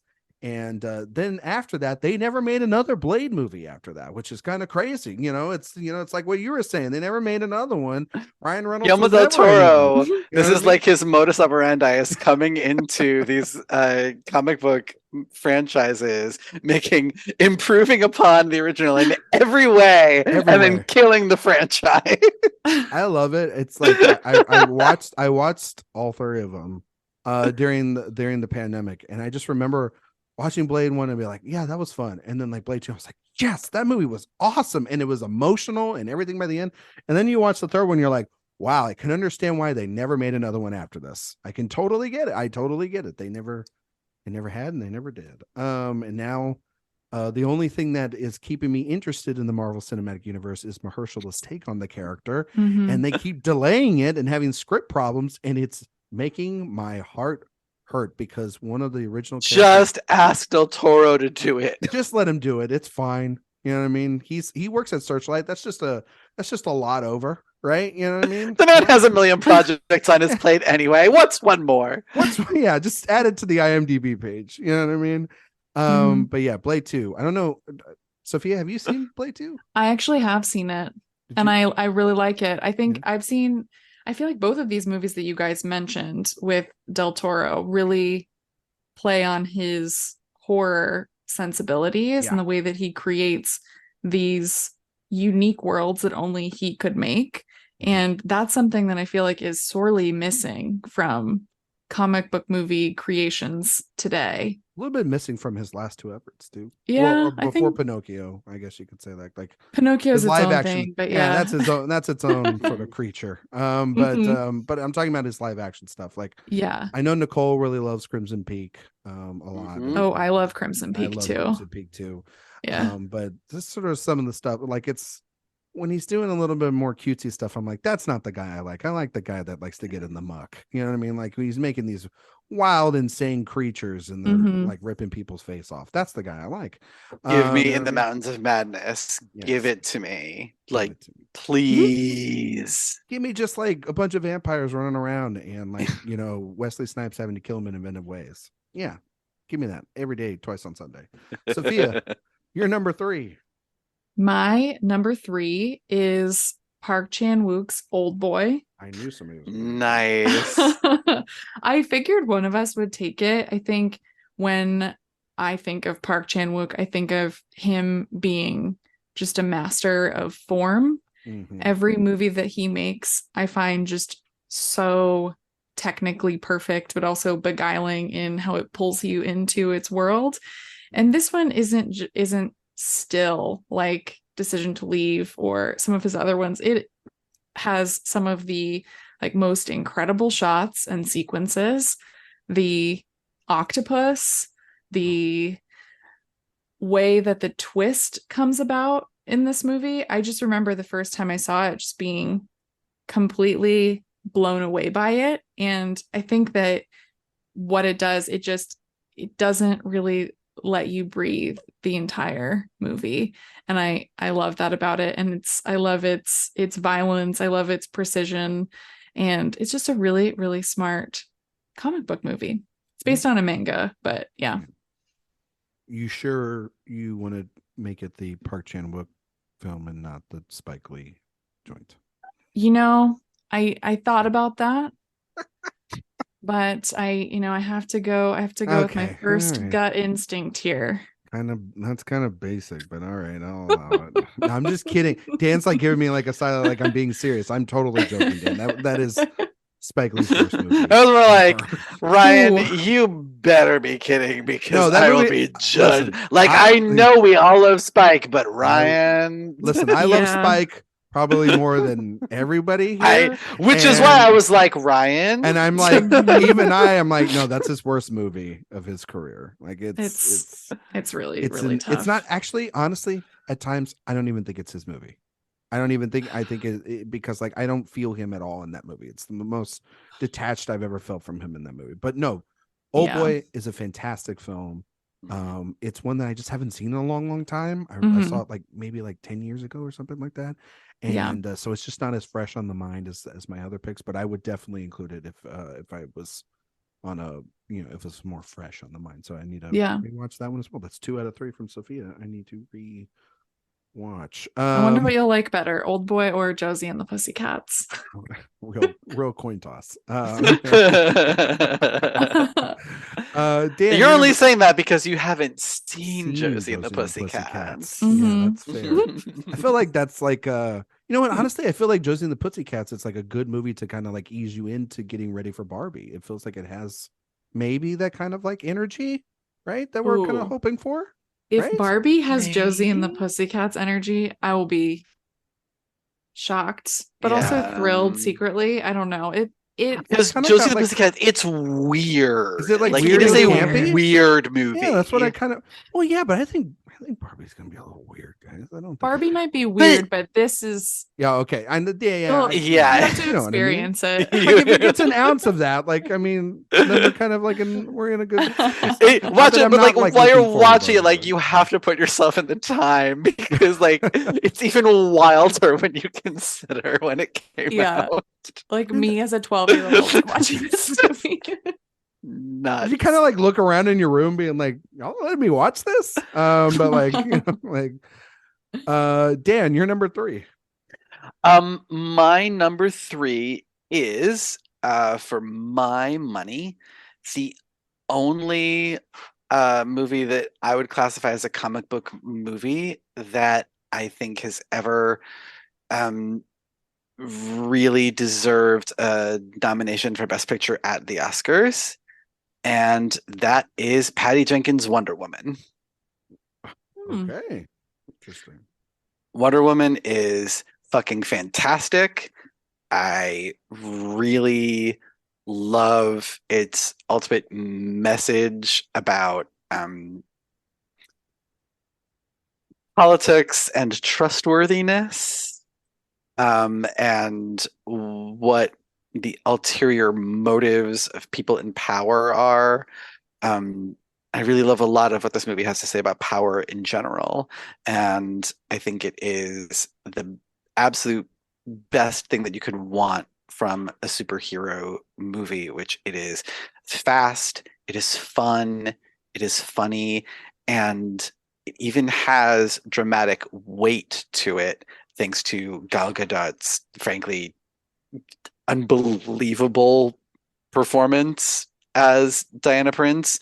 Her charisma is off the charts. She is a fantastic action heroine. You can't stop watching her. You can't take your eyes off her for any moment in this movie. Other movies, whatever. But Yeah, like literally here, the sequel. but Yeah. here in this movie, she's flawless, and the no man's land scene is just one of the best scenes in all 21st century cinema, regardless of genre. Mm. And I wish that more comic book movies, specifically adaptations of superhero comics, would take more cues from Wonder Woman and how coherent most of their action sequences are, and in terms of the balance between fun and seriousness, which I feel like a lot of comic book movies these days either tilt too much towards the James Gunn, Taika Waititi school, and since they're not James Gunn or Taika Waititi, it doesn't work. Or they want to be Christopher Nolan making the Dark Knight trilogy, and since they're not Christopher Nolan, that also doesn't work. So, but for me, Wonder Woman is the epitome of old school blockbuster action filmmaking. It just freaking works. Yeah. And when that came out, it really was like, not to be this way, but just to see it in a theater and to see so many like girls and their moms there watching that, it just felt important. And that I never experience that when I go see these types of movies.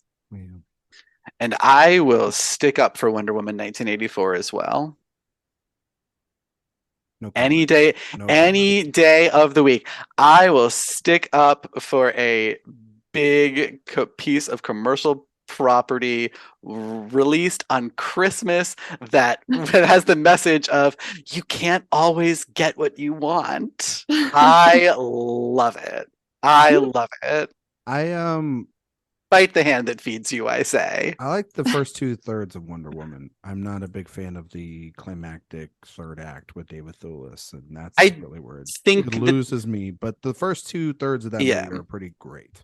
I think the third act does sort of I think it doesn't work mostly because the visual effects in that last sequence are the worst that they are throughout that whole movie. Yeah. But thematically, I really like it. Yeah, it's my second favorite film in the DCEU. There's one that I in that sphere that's ending soon that I like a little bit more. It is easily my favorite DCEU movie. I like Aquaman. Aquaman is that movie's big dumb fun. Yeah, just like Patrick Wilson and Jason Momoa fighting for underwater dominance. I'm there. Nicole Kidman fighting in a video game, and she's wearing a wig that we all can question. So good. So I didn't know anything about Aquaman before going to see that. I just saw what Jason Momoa looked like in Aquaman. That is correct. That is correct. Yeah. And that's her number. And I had a nice time. Yeah. Yeah. My number 3 is a graphic novel. It doesn't have any superheroes in it. It's probably the darkest film on my on my board here, and that's Sam Mendes' film Road to Perdition. Nice. And Ryan, that's my number 2. that's your number 2. Okay, we can talk about it at the same time. Look at us. Yes. I love it. Twinsies. Twins. I just it's still Sam Raimi. I wouldn't say Raimi. It's still Sam Mendes' best film.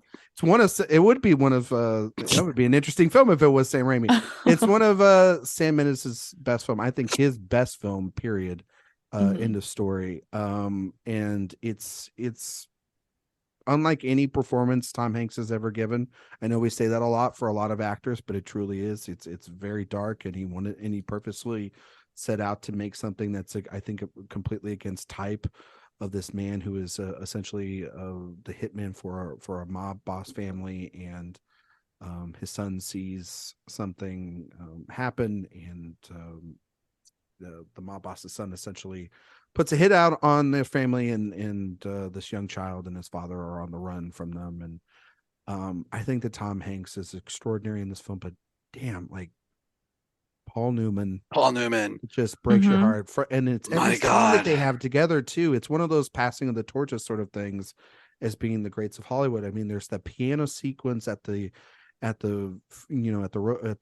funeral towards the beginning of the film, but then there's the scene in the church later, which also, where Hanks's head is down and you see Newman's face rise up into the camera frame, and he just knows that he's right behind him, and he knows it's over. The scene in the rain in particular, the scene where Daniel Craig is at the dinner table being basically after he gets chewed out by Paul Newman is incredible. Just like the decision to leave the camera on Daniel Craig's face, and just how just broken he is. Even this movie even has a little bit of the best guy all around, a little bit of Tooch, a little bit of Stanley Tucci in here a little bit. But and also you have this really menacing figure that is Jude Law in this movie too, just really creepy.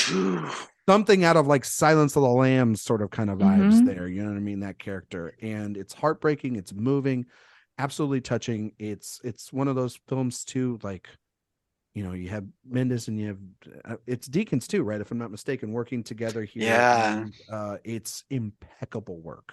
So yeah, Road to Perdition. Sophia, why do you love it? Yeah, no, really quick. The cinematographer for this is Conrad Hall. Oh, it's Conrad Hall. I always think it's Deakins. Because it has the Deakins. It has the Deakins look, yeah. The shadows and the ways that the men are framed feels like Deakins. But what I like about it being Conrad Hall is he actually shot a lot of Newman's earlier movies in his career. So he has this like long-standing relationship with him, which I think is really cool. And I love the Newman performance in the movie. It's something that always sticks with me. This is a dad favorite in my house. Like, my dad loves this movie. And growing up, like, I remember going to see this in theaters with him in 2002 when I was 9. Yeah. Which is so crazy. Sophia's like me. I saw this and I was like, how did you allow me to see this? Yeah. No, and the thing that I remember too about it, not just like feeling this sort of sadness that just fills every frame throughout it and its darkness. It was one of those first movies I think that I saw that just felt like an adult story. Like, I was just like getting something different out of my movie going. And with the Jude Law character, I actually think he reminds me of a lot of villains in Fincher films. Yeah. Like, I could see him in Zodiac or something like that, where there's just a character or Seven, who's a little bit he gave me off. big Kevin Spacey in Seven vibes. Yeah. And I just remember his nails being disgusting. Like, that stuck with me from when I was a small child to now. And yeah, I think the movie, though, I agree with you, Ryan. Like, it is Sam Mendes' best movie, I think. And it's the type of performance from Tom Hanks that we just don't see.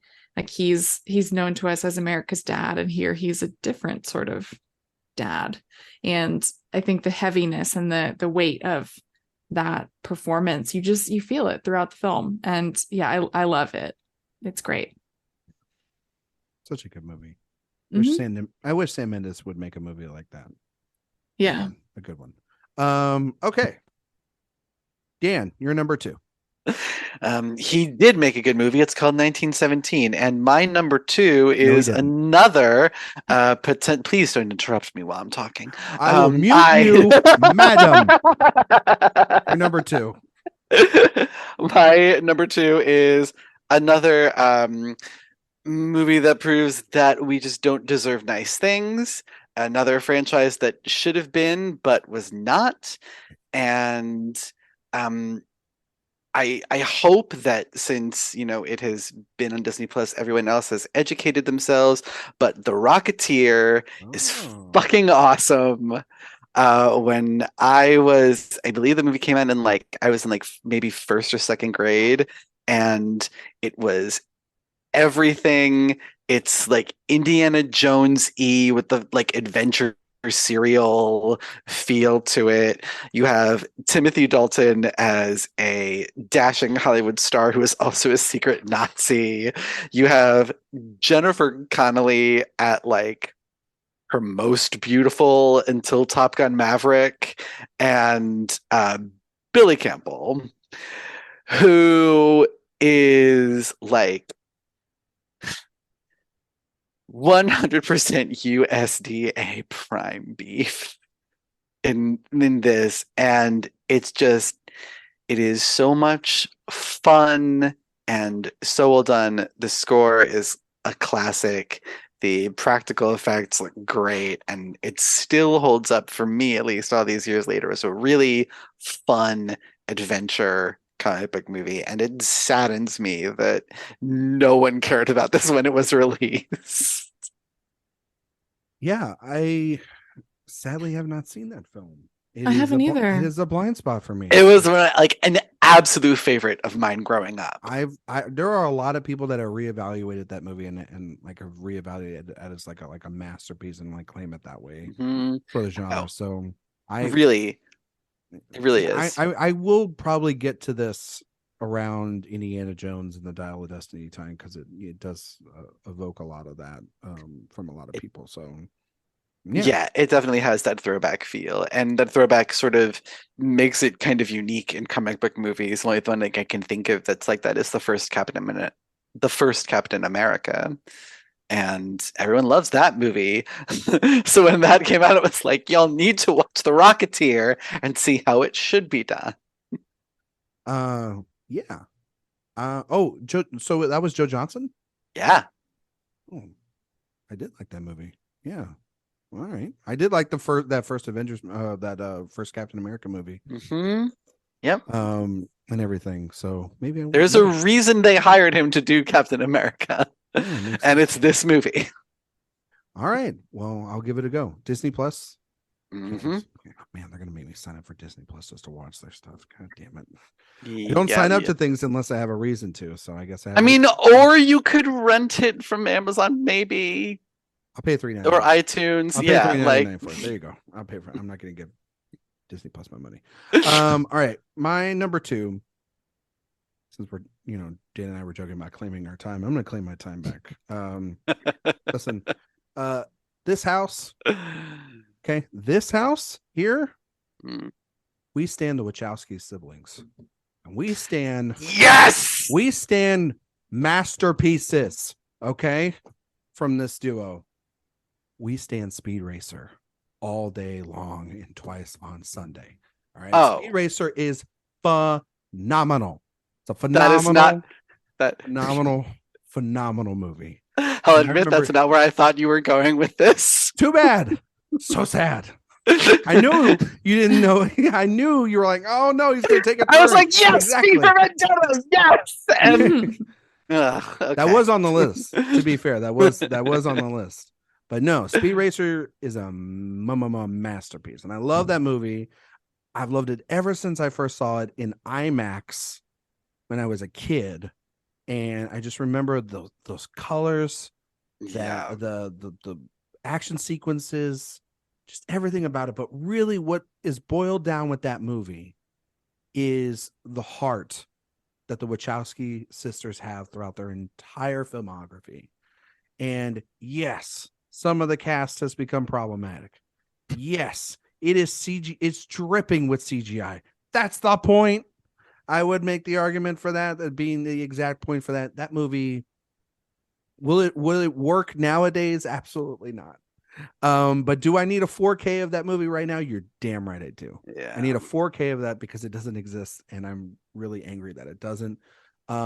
It's just like, it's kind of like the reason why you're just talking about the Rocketeer, Dan. It has this feeling of being a of the original manga, of the original anime, but then it also has blockbuster sensibilities to this giant, it's also like a commentary on the studio systems at large. And when you go from something of this mom and pop or like indie variety of filmmaking to go and being like, stuck in a system, like, do you lose your independence? Do you lose your innocence? Do you lose what makes you true to yourself, which is your family? Do you lose all these things? And instead, no, the thing that you want to do is you want to drive in the car because you were born to do that. You want to sit behind the camera because you were born to do that. And I think the Wachowski sisters created something really special that has been reevaluated by so many people, including myself. I hold it very dear to my heart. It's phenomenal film, and I absolutely love it. So I claim the time back to everybody, but I stand Speed Racer in this house, and I love that movie. That is a movie that I have not seen since I saw it in theaters, and I will admit that my memory about it is like really hazy. But I think part of that is because it kind of feels like a fever dream. It really is. Like, it does not feel like any other movie that I can think, any other live action movie that I can think of. So good, right, Sophia? I'm gonna yield my time and just you can have it. I know this movie means a lot to you, so I'm not gonna share the story of how it gave me one of the worst migraines of my life. Oh no. Which that is totally understandable, Sophia. Like, it is. Yes, that is very fair. I think if you rewatch it in a couple of years, I think it'll grow. It definitely grows on you the more you watch it. And I definitely join Ryan in saying we need this on 4K. Yeah. Criterion, make it happen. Hell and yeah! Also, all right, like, the booklet.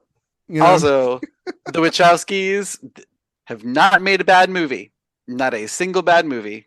They are. Well, Jupiter Ascending. They are on a 100% winning lead. Nope, Jupiter Ascending is brilliant. No, that movie's bad. Nope. Even, Eddie Redmayne's best performance. That's not saying much. I was waiting for it. I mean, I'll give it. It is ambitious. That movie just is like, it's way too long. And I love it. It is. But no, honestly, like, give them all the money to do projects. They're an absolute dream team. So, Sophia, I have a feeling I know where you're going with your number one, but your number one pick. Well, okay, so the joke I made earlier about like our comic strips eligible, because I was absolutely prepared to put Addams Family Values at number one. Oh, yeah. Yes. But that was really only comic strip. Yeah, so it feels like it's not eligible, and that's fine. So I have to say, like, this answer just feels kind of basic and boring, and I apologize for that, but I just couldn't really go anywhere else. I feel like the most important comic book movie really of like my lifetime is Christopher Nolan's The Dark Knight. So I am putting that at number one. I think that it changed everything in a way that other movies like within this genre or within like this space of adaptation really haven't. And the thing that I always come back to really with this movie, like, yes, it feels kind of like a thriller or a heist movie, like in a comic book movie's clothing. And I think those are always the types of comic book movies that I prefer. But the Heath Ledger performance and the fact that so many of the like superhero or comic book movies that we get today feel like they have to squeeze out every single drop of every character's backstory until we know every little bit of information. And I think the power in Heath Ledger's Joker and Christopher Nolan's Joker is that we do not know anything about him. We don't know where he lives. We don't know if he's telling the truth or if he's lying in different sections of the movie. And I know the story is nonsensical at times, and there are plot lines that make absolutely no sense. But even from like the first time that I saw it in theaters with my friends, like I just felt like I knew that something different was happening, and that the movie itself would just always feel important and would go on to change the ways that we appreciate movies in this genre. So my number one, while it's fairly standard, I kind of felt like it couldn't really be anything else. So I used my like 2 through 5 spots for my fun passion picks. There you go. There you go. Dan, I don't know if it is your number one. It's not, is it not your number one? No, I hate this movie. Hate's a very strong word. Okay, well then we'll skip over you. You're muted and kicked out. I did almost go with Spider-Man 2 here, which is my other favorite superhero movie of like this time, like in growing up, but I have talked about that one so much. So I did give the edge here to The Dark Knight, but I wanted to say that too. The Dark Knight is also my number one pick, and it is a very basic pick, but sometimes the most basic pick is the correct answer. This movie is very important to, I think, an entire generation of moviegoers. One, it was really one of the first times in a long time we had a giant summer hit like $1 billion and sort of like get to the point in which it was dominating the conversation. It literally was the biggest movie of its year.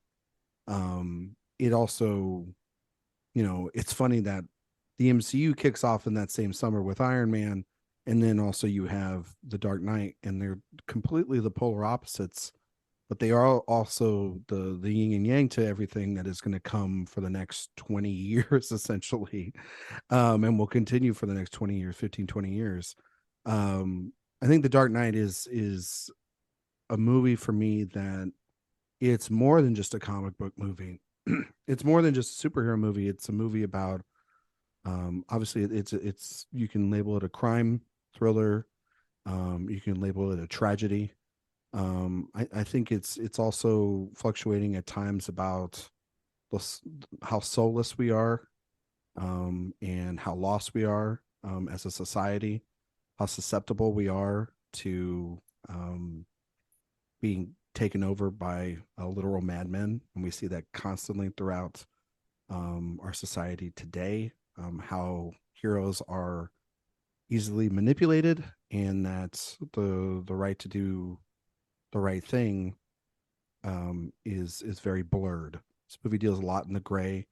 Obviously, spiritually, a film that is connected to Michael Mann's Heat, which is a movie that I absolutely love and I think is a masterpiece. And I'm not saying that that this movie is on the same level as Heat. I think Heat is they're vastly different. But aesthetically speaking, that's where Nolan drew inspiration for this film. I think Heath Ledger's performance is phenomenal, but I don't think people talk nearly enough about Aaron Eckhart's performance as Harvey Dent in the film. Gary Oldman's fantastic. I think that the stuff with Michael Caine specifically too as Alfred, and the more I watch it, I know people dog on Christian Bale's sort of voice and performances in this, but there is a lot of internal struggle that Bruce is having because he wants to get rid of this and pass this mantle on. And that scene shortly after the building explodes and Rachel Dawes dies, and he's in the penthouse, and Alfred brings him breakfast, and Bale, only an actor of Bale's caliber, I think, could deliver a performance like that, and it feels absolutely heartbreaking. And at that time where he has lost the love of his life, city is in absolute chaos, the Joker has completely won.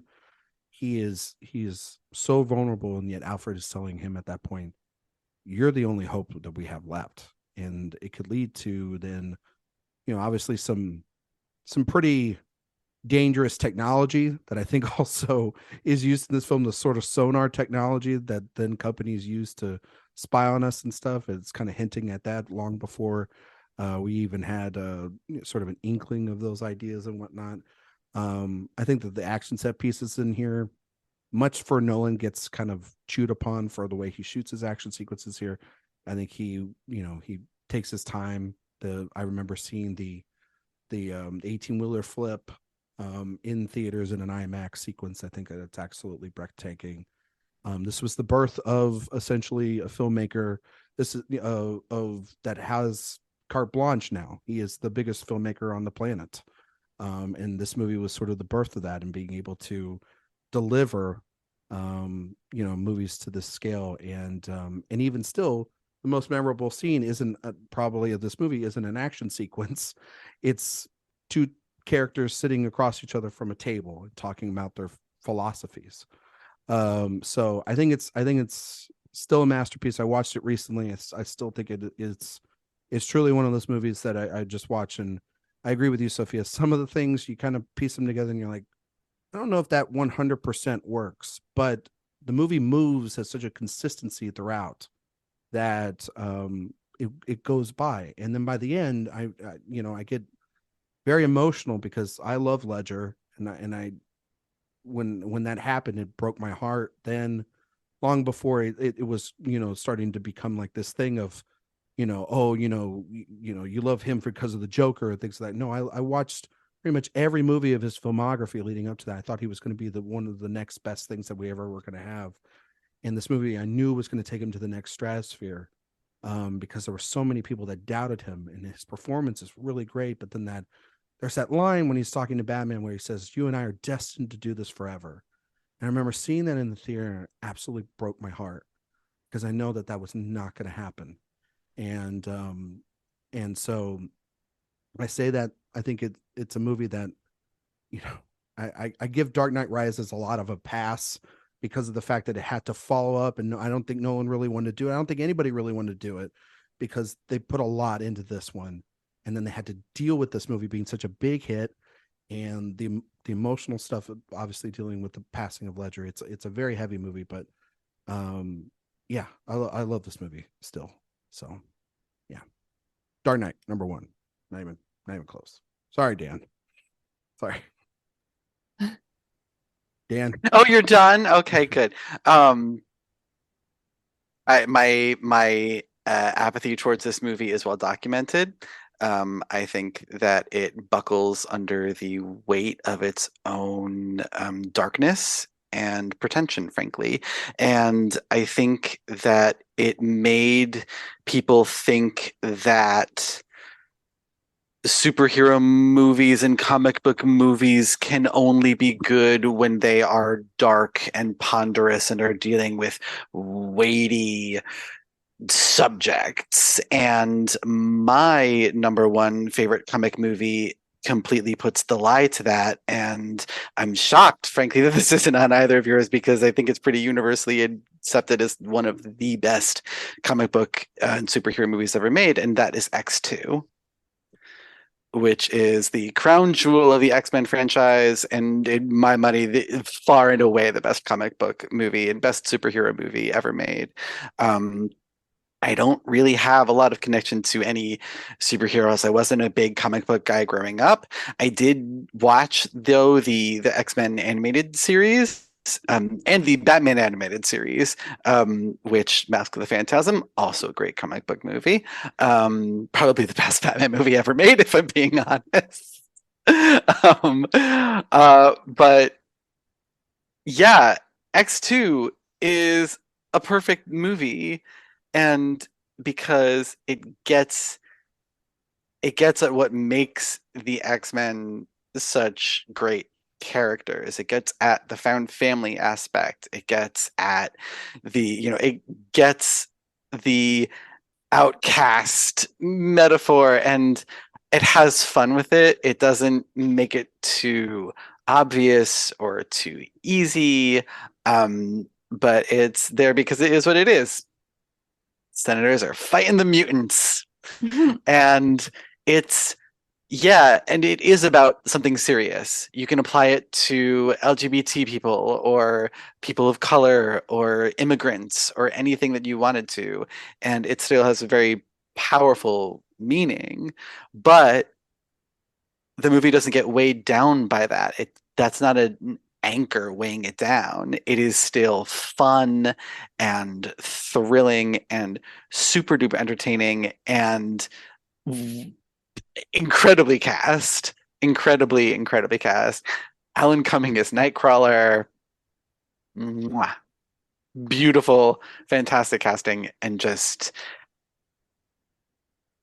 it it feels effortless the whole way through, which a lot of superhero movies and comic book movies, especially today, because they're so visual effects heavy, they don't. You can sort of see all the work that went into making this happen. And X2 has this kind of strange simplicity to it in comparison. Yeah, it's only like CGI really. Well, I mean, obviously there's CGI throughout it, but like Yeah. the most heavy effect, the most heavy effect of it is Nightcrawler in those movies. to Yeah. me. And yeah, I And Mystique. Mystique. Yeah. I think it's a good movie. It would definitely be in like my top 10-ish. For me, that X-Men franchise is so high and low. It's so uneven. And Yeah. I remember, and this is a high. yeah, it is a high. I agree with Sophia. Like Spider-Man 2 is more of a film. Yeah, Spider-Man 2 is great. Is a film that I gravitated a lot towards. That first X-Men 2, obviously, as well. And Blade, those were sort of like the sort of originators of like hanging on to this sort of property. I do like Days of Future Past of the newer X-Men Days of Future films. Past is really good. And First Class is also like a really good. First Class is fun. Those two are good, and then X2, and then I could probably pass on everything else if that's okay. But I you know, haven't seen X2 since it came out, so I'm definitely like due for a rewatch. Wow, like 20 years. A long time. It's so good. Yeah, 20 years. And it's so good. I mean, it also too is a pretty dark movie at times. Like there is a lot of dark elements in that movie. I mean, obviously the stuff with Wolverine, but then the almost horror like nature of Cerebro being used against the mutants, and Brian Cox, and what always terrified me was his, using his son and to sort of Jason sort of to manipulate Charles Xavier. Obviously the too much iron in your bones sequence is terrifying, because he's like Magneto, just like literally like destroying someone from the inside out. It's a freaking iconic. That incredible. all plastic set is out of this world. I freaking love it. And the Nightcrawler in the White House sequence, it's a great opening sequence. A perfect opening sequence. It's so good. The line, "You tried not being a mutant," is so good. There's so many little details, but it's one that even when it, like you said, even when it gets serious and dark, it's still fun and entertaining all the way through. Yeah, I think that for me, though, I'm not trying to weigh X2 opposite the Dark Knight. I think they're completely different films, and everything.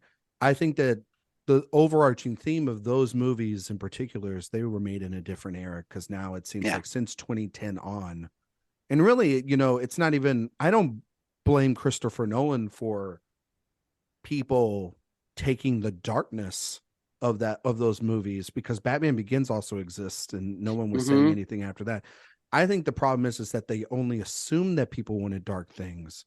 Of course. And it's not the movie's fault. Yeah, I don't blame Nolan for that. I blame the fact that they didn't take away the fact that a lot of that movie is practical. You know what I mean? And there's not a lot of CGI in that. And instead, just because a movie's darkly shot does not mean like like the world turned. Really, the person to blame here is Zack Snyder, because that's the person that. If that's the person that's, I mean, what, like 300 in Watchmen, while those movies, like 300 made a lot of money, and Watchmen made a lot of money. Those movies, every movie is kind of, for like 5 or 6 years, kind of all looked like that. And then Marvel had its own sort of like tint to everything too. So you either got really shiny, fresh off the assembly line Marvel movies, or you got these other films that are like really like so hard and focused, and then it just bled into everything. And it's like, you know, Nolan clearly like later on like made other films and proved that it's not just, you know, it's not just that thing specifically he's buying into. But I think both of those movies like represent, for our generation at least, Dan, like movies that we kind of are wanting to see more, which is these not going so much towards like the portals and the team ups and everything, rather than having like good characters and good story and things that we can connect to emotionally speaking, because those movies have carried a stamp of being the best, along with like Spider-Man 2. You know, I think those, and weirdly all three of those are sequels, right? They've carried those because people are emotionally connected to them. And I know people connect to the Avengers stuff and everything too, but they've connected to those things because they've seen like 20 films in the last 10 years, you know? So they, of course, they put a lot of time into it, as opposed to just, you know, one film before and then waiting a couple of years and then having the investment of returning to those. So, and yeah, it just, now it really sucks that like the X-Men is essentially a Marvel thing now. And, you know, and it's funny that like where the X-Men are, they're in like this limbo, and then like the Batman property as a whole, like Sophia brought up 2 Batman movies and I brought up one as well. Like now it's in it's in like Matt Reeves's hands, and then James Gunn's going to have his own version. Like we live in this weird space now where comic books are just, it's again, it goes back to what we were saying earlier, maybe a little oversaturated, but the ones that carry the torch of being great, like the ones on all of our lists, they stand the test of time. Also, Josie and the Pussycats. There you go. I was gonna say, I know you're talking specifically about Josie and the Pussycats. Oh yeah. Can't wait for that Criterion release. Honestly, that would be. I'll write that honestly, essay. Arrow Video seems more like in line for Josie and the Pussycats. Yeah. I'm not saying that that's a bad thing. You know, who will write the booklet is the real question. That's our top 5 comic book movies of all time. We're running a little long, so we're just gonna get out of here. Sophia Ciminello, can you tell everybody out there where they can find you and all your work? Yeah, you can find me on Twitter and Letterboxd at Sophia_Sim. And you can find my podcast, Oscar Wilde. We release episodes every Friday. You can find that on Twitter and Instagram at Oscar Wilde Pod. And you can find my reviews on AwardsWatch. You can also see her review coming up this week of the movie that will be released next week. Booksmart, or not Booksmart, Book Club. I'm really fumbling a lot today. I'm tired. Okay. I've done a lot. Booksmart 2, yes, with Jane Fonda, which Sophia and I saw together and had a great time. We laughed the entire Book time. Club but 2. Yes. What it's just Book Club 2, or it's is it Book Club the next chapter, okay. which will beat out Guardians at the box office surely next weekend. Sure. It's Mother's Day weekend. Yeah. The Diane Keaton fans, we're coming out in droves. The Candace Bergen Nation. The Ted Danson, Mary Steenburgen shippers. Oh yeah, we're exactly. Dan, find where you are on the internet, my friend.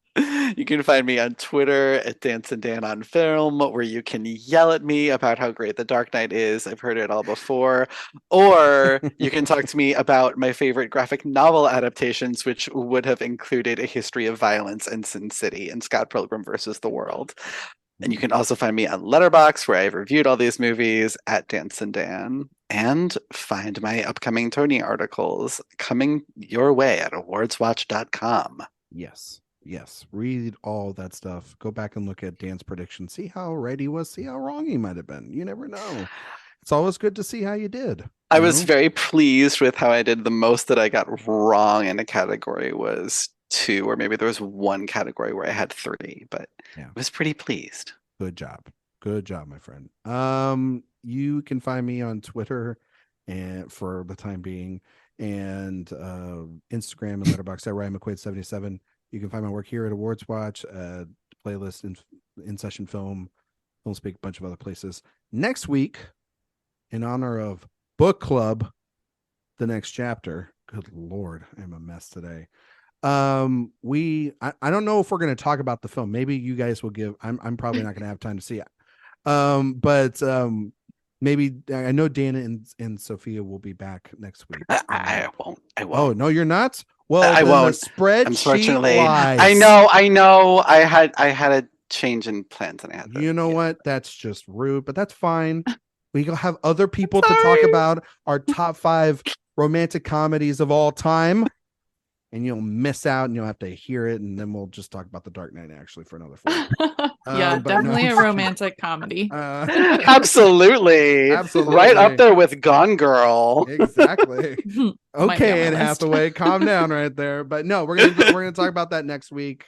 And if there's any trailers or updates or anything in particular, we'll talk about those as well. But until then, we will see you all next time.